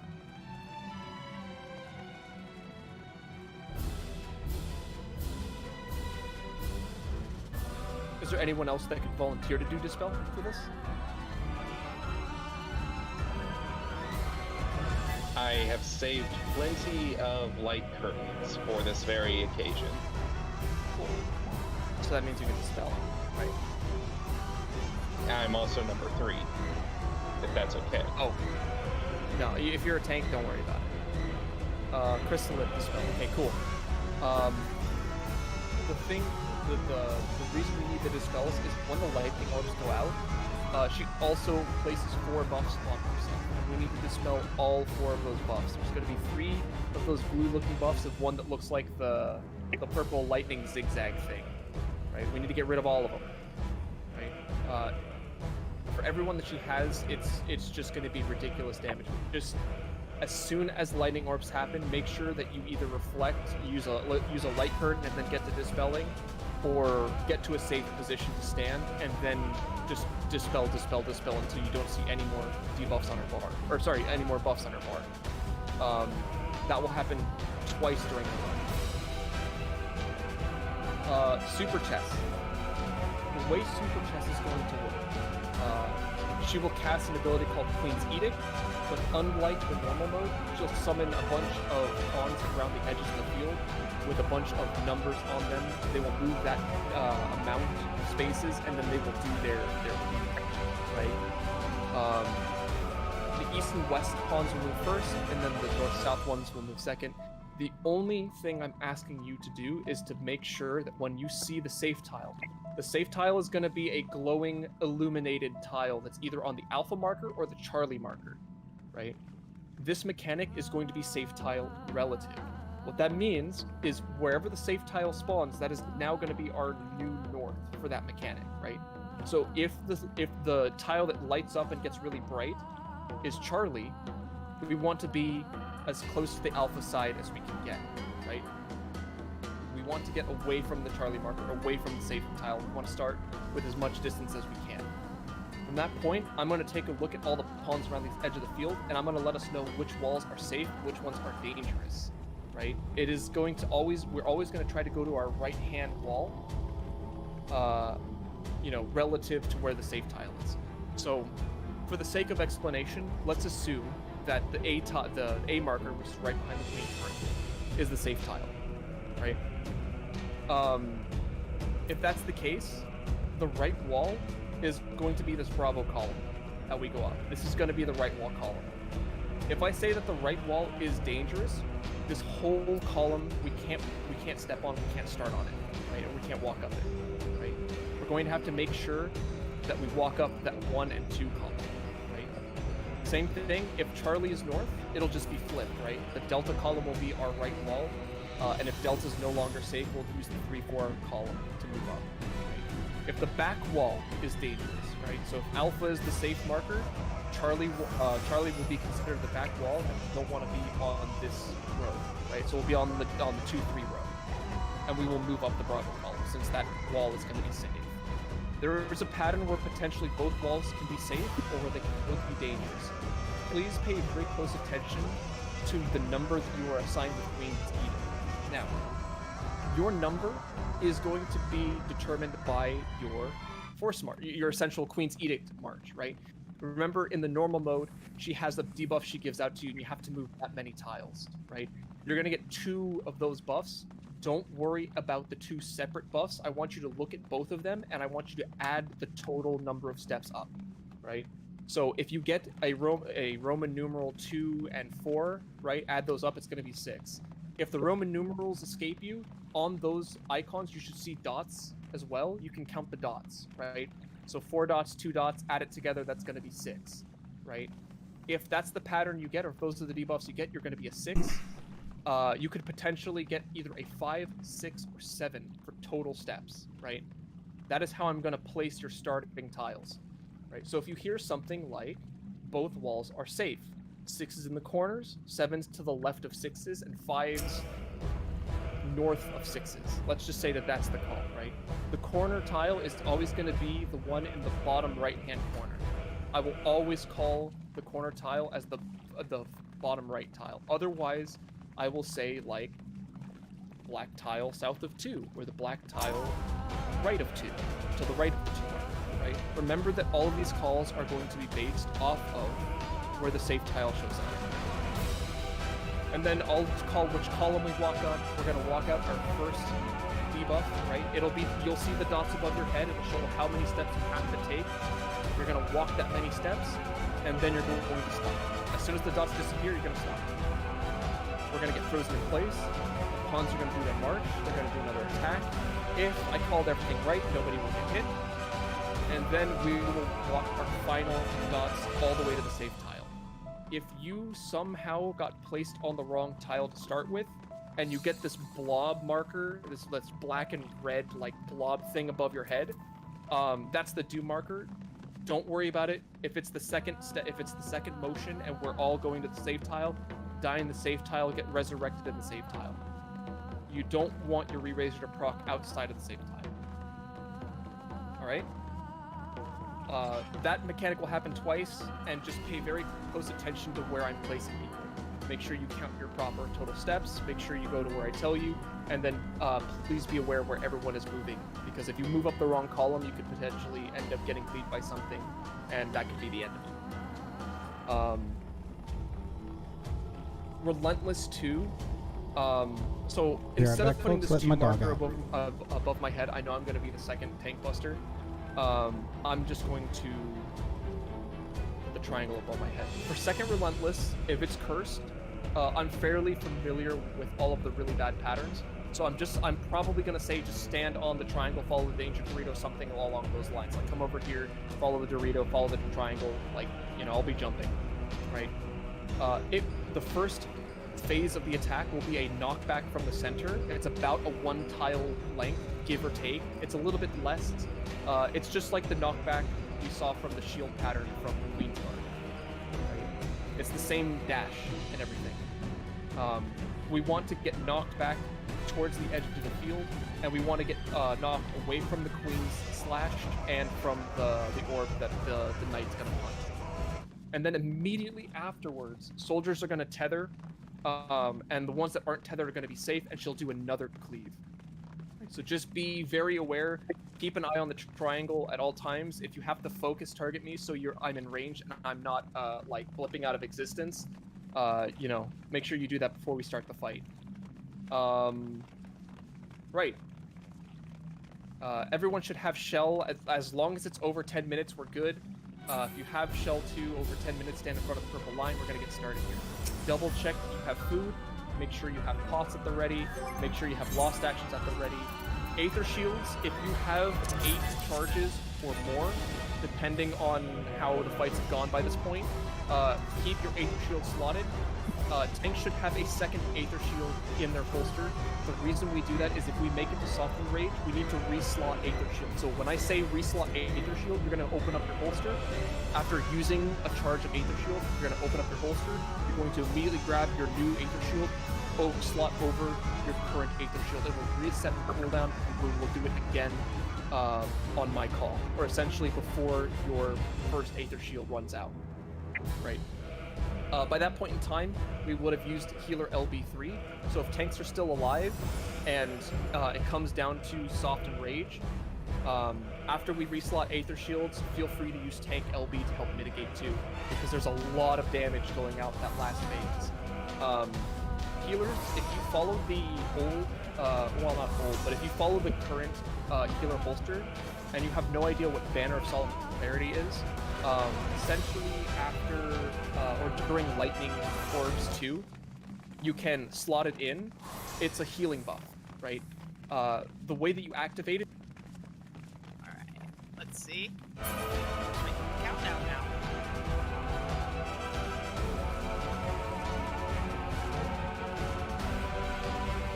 Good freaking stuff, y'all, if you're static viewers. Remember that regardless of if we clear tonight, please make sure you still re-sign up for it for the static. It is common courtesy of Run Primal to do that. We have 3 minutes to pull. What are we waiting on? So what you're saying is Profane White Mage Duelist, right?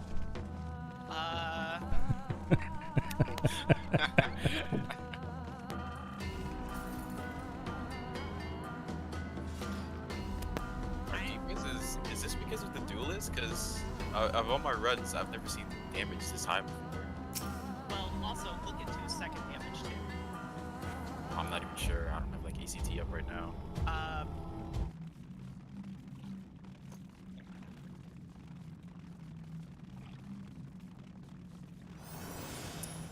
It's me. Ah, samurai. Yeah, not a strong class at all. I'm not even memeing. It's actually a weak class.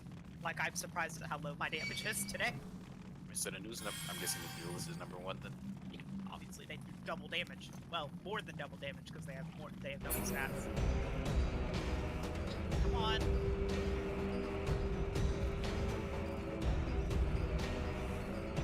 Oh my god. Okay, I'm gonna pop up there one last time. We have less than a minute to pull. I'm trying to really wait for that guy, that DC. Although, so.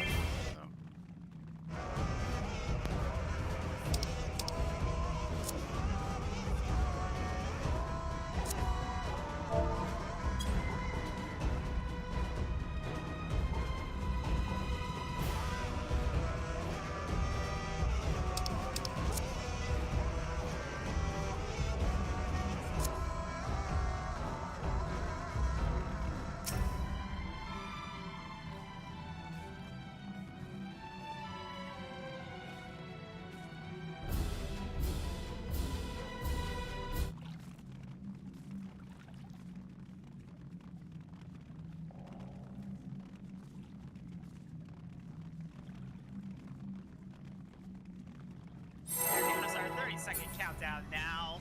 Let's keep comms clear from the caller.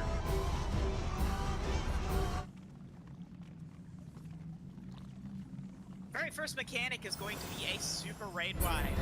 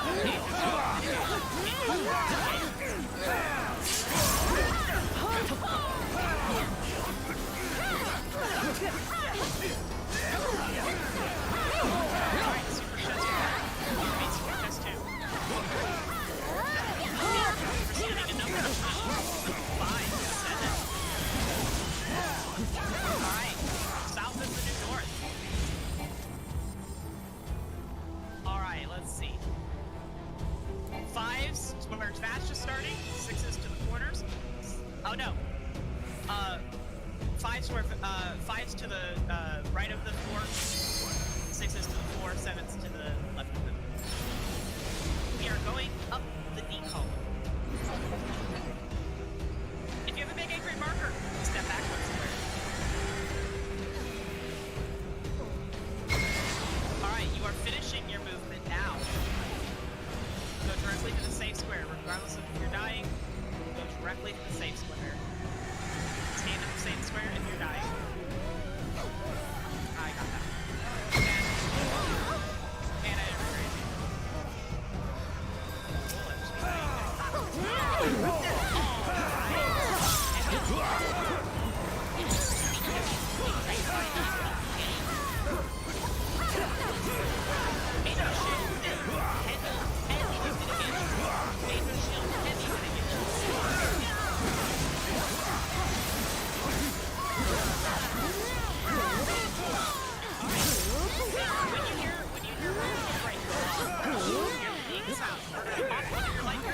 Can't stand still. Pop your light curtain, stand still. Stand in an orb, any orb. Make sure you're standing in an orb now.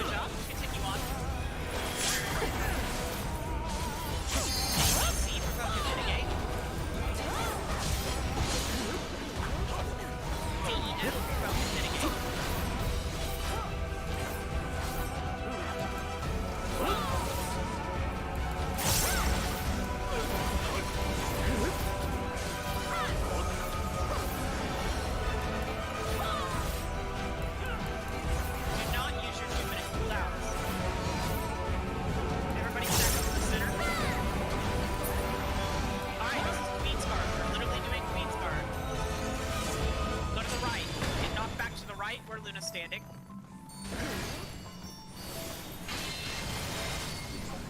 All right. D and C are safe. Stand on C. Stand on C. C is safe. Stand on C. Do not pop buffs. This is a trick. She is tricking us. Do not pop buffs. Aether shield and mitigate. Aether shield and mitigate. Do not pop minutes here. She's going invincible.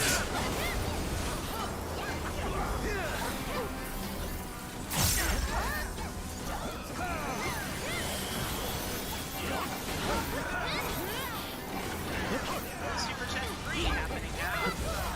Let's hope Luna does not mess this up. Alright, South, New South.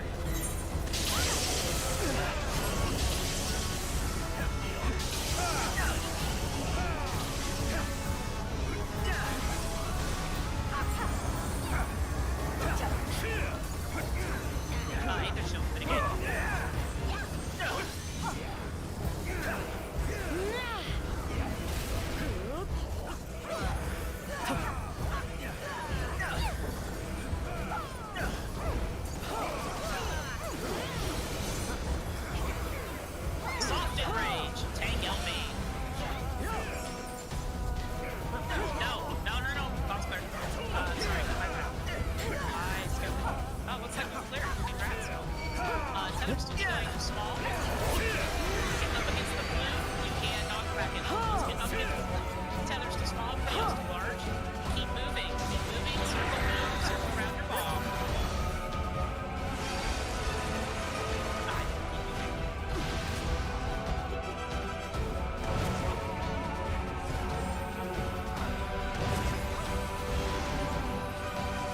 Soft rage, take LBs as necessary.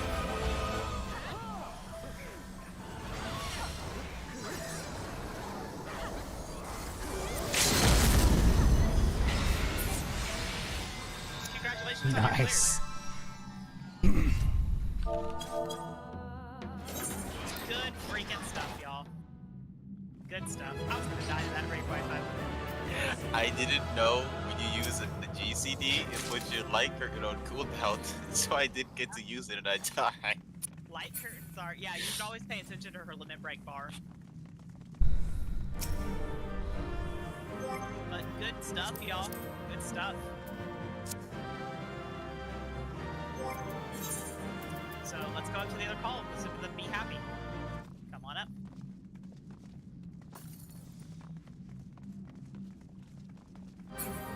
Here's up. Is there anyone that's low on timer? Is there anyone that's like 200 or less? Gillette, Yeah, I set ready too. hard.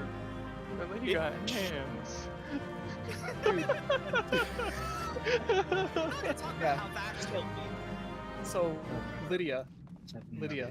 So when we say we use pure invulns for those slashes, Yeah, I survive must have missed that meeting. I'm sorry. No, it's I wasn't expecting to pull that.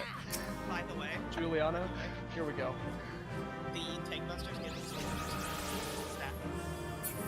Oh, who did that? Who lost? Yeah. that? I got you. I didn't get Doom, so we're all good. You don't owe me anything. Here, I'll grab my chest and fucking I'll return the favor. Make sure you have 4 slots in your inventory, because you will get 4 drops from it. Oh yeah. I would know, because I can't count how many times I've gone in here and been like, oh, my inventory's full. You know what? Should I risk it for a biscuit? Do it. Yeah. Hey, something really I mean- funny happens if you leave while you have to. Die in the Yeah. Yeah, you die outside, and people are like, oh, how the fuck did that happen? Alright, to serious. I hate you for taking my tank, but here we go. Do it silent, okay! So Silent, Sorry, Rob. did you calculate your own super chest? Yes. My man. I was dead for the second one, but the first one was easy. Nah, that first one made my brain fry, bro. I definitely died. I miscalled it. It's my fault. The people in my call, I miscalled it. I was one off. I'm supposed to be dead right now. Why am I not dead?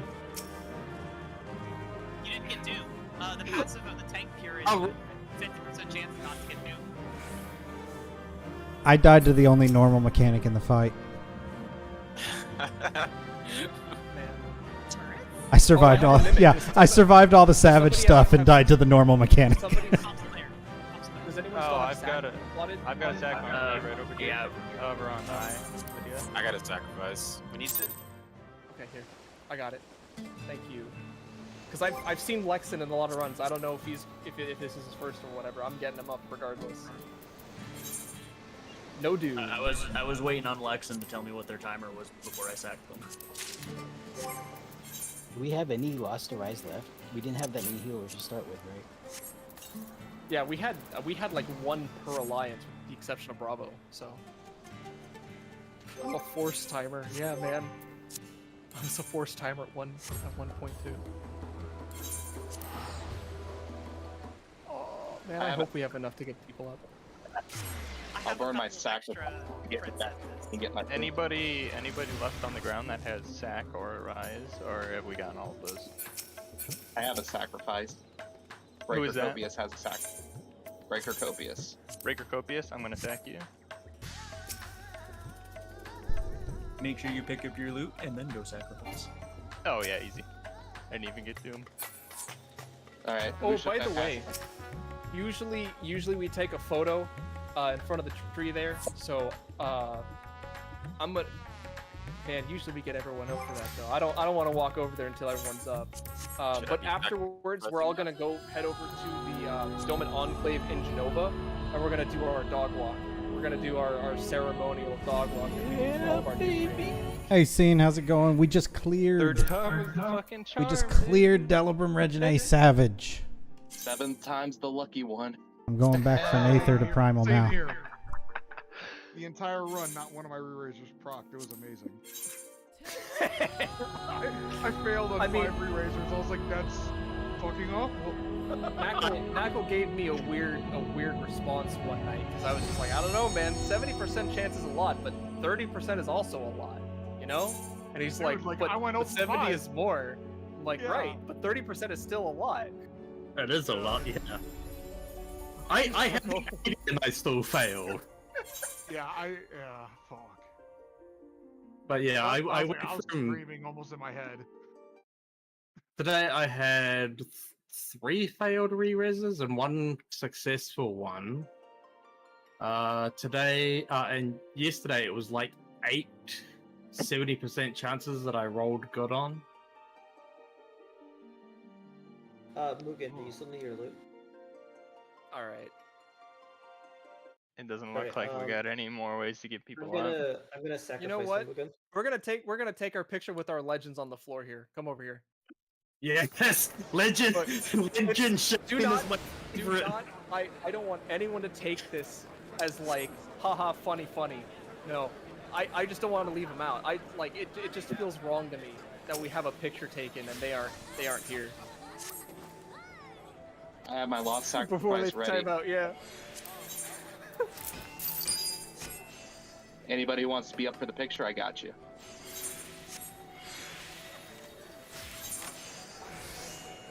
Just have to take a pic so I don't die before it goes. What server are we going to for the dog walk? All heading over to Genova. I'm Who wants to be up right now? On my way right now. God damn, Bash, why are you so fucking tall? I'm Who's like dead that this. wants to be up? I'm like this IRL. It's just how I am. God I've been trying this on and off for like a year. Well, I'm glad you finally got it down, man. Finally nailed it. And I was I scared suck, earlier someone when you else guys can were do trying it. to revive me for like over 2 minutes. I was like, I'll I'm take not the getting honor up. of staying on the group. Okay. I'm going to start heading over to the Doman Enclave. Once everyone has gotten their chest, if we've gotten everyone, if we've used up all of our resources to pick people up,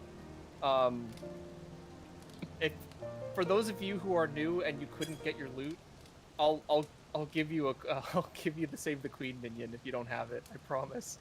I have enough. I think. I got an extra one. Someone could have it also. Oh, that's right. There's a minion tied to this. That's my 310th minion. Hell yeah. I fucking love awesome. minions. Oh man. Oh, I forgot that was a part of this. Everyone, make your way over to the Doman Enclave on Genova. If you've already cleared this, you know where to go. Everyone else, if this is your first time, make sure you claim your reward from your achievements list and use your whistle and get on your doggo, your hard-fought doggo. Which server? I forgot I was in Genova. Genova. Oh my god. Genova. Yeah. Sephiroth's mommy. 151 mounts, baby. 120 collectible ones. 150. Boom. 128 still collectible ones, I should say. What's the guaranteed drop for the queen? The guaranteed drop is going to be the minion, and then I think it also just gives you an upgrade for a random piece as well. Yeah, It gives you a one couple fully upgrades. completed, the equivalent of 10 of those platings. Yeah. And then the So. fragments. Yeah, I was about And to then say, the I really don't fragments, wanna, yeah. I don't want to have to complete this 10 times to get the whole set. It would be really nice to get some. Hey man, we've had some fun times talking about our frustration getting nothing but feet. So from the queen. So God. you know, From your Dr. you Pepper can imagine how answers as those well. conversations went. So yeah. So what if you're saying is that I have to come as a paladin or a gunbreaker if I want to be stepped on. I mean, yeah. it's not a requirement. Things must go really wrong, but. Anyways, if you are brand new, correct, in Genova, if you are brand new, it's your first clear, say by the Aetheryte, we're gonna wait for everyone who's brand new to get to the Aetheryte. Oh, I won't.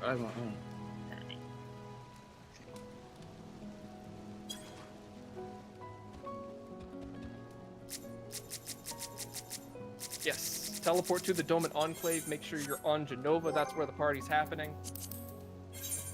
Hey Vash. Yeah. I don't think you should be expecting a very large receiving line today because you got 30 first time clears. Well, that's a record. Yeah. We got 30 first-time clears there. That is a record. Appreciate it. According to my screenshot, yeah, they're 30 first time clears. Thank you so much, Vash. God bless almighty. And a single fifth time clear. What do I put in the third slot for the you cleared the letter or the number? C. C. You're cleared. Charlie, yeah, you cleared. Yeah. The big C. Thank you so much again, guys.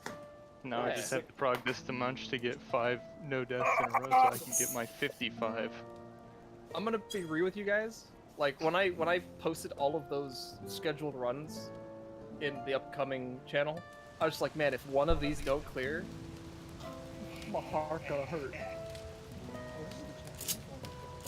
Vert, you are absolutely driving my OCD nuts. That's my brother. There's a lot of brand new people having dogs. Wait, where we're at in the Dome and Enclave. Right. Just the people are Aetheryte and Dome and Enclave. If people are still on their way, just let me know in an alliance chat. Let's make sure that absolutely everyone is here. Okay, so who's ready to farm Savage again? Round 2, let's go. Oh, yeah. This time. Well, good for you. I have a run tomorrow. Fuck. Genova. Oh, I'm on fucking Gilgamesh. I can't read. God damn it.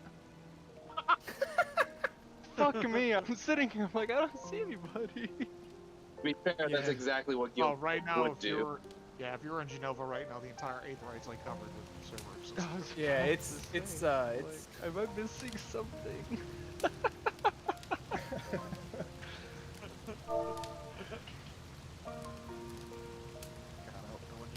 Click on the Aetheryte, you're like, fucking assholes! That it plays. That's alright. They can just do the map trick. Genova is a J, not a G. They can just open up the map and hold control. If they're worried about it. I only see 20 Cerberances. Am I in the right place? Only 20. 20's a lot, my guy. I'm just fucking there's around. 30. I hope you appreciate how hard it was for me not to run in while you were explaining shit. Wait, what? We He's Leroy Jenkins. We have the technology. Oh, yeah. The legend. The one, the only. Somebody's like, The what guy- the hell's going on? the man who became a living meme for centuries to come. Oh, yeah. It's funny, I knew about Leroy Jenkins before I even knew what World of Warcraft was. Like, Jesus. that's some stardom, dude. All right, are we waiting on anyone? Is anyone still on their way? It could also be that there's people that don't have time for the ceremony, so.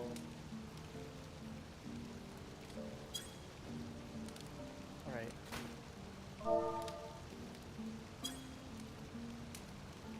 Nizette, are you still on your way? Is that what that no means? Oh no, that was the you're in the wrong place. If you only see 20 Cerberus. I'm here. All right.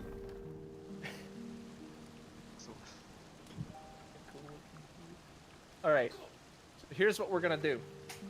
All right. In the northwest corner of the map, open up your map. You're gonna see this All right, big folks. square. It is time for me appendix, to this- head this- to this bed. It's late. secluded, It's you know, 9:30. It's the big square at the top. Thank you for left-hand joining side. in. Hope you had a good That's where we time. are. I'll see you next Make a time. single Be sure to file like line and as best you subscribe. can, turn on your RP walk. Have a good one. And walk on over to us.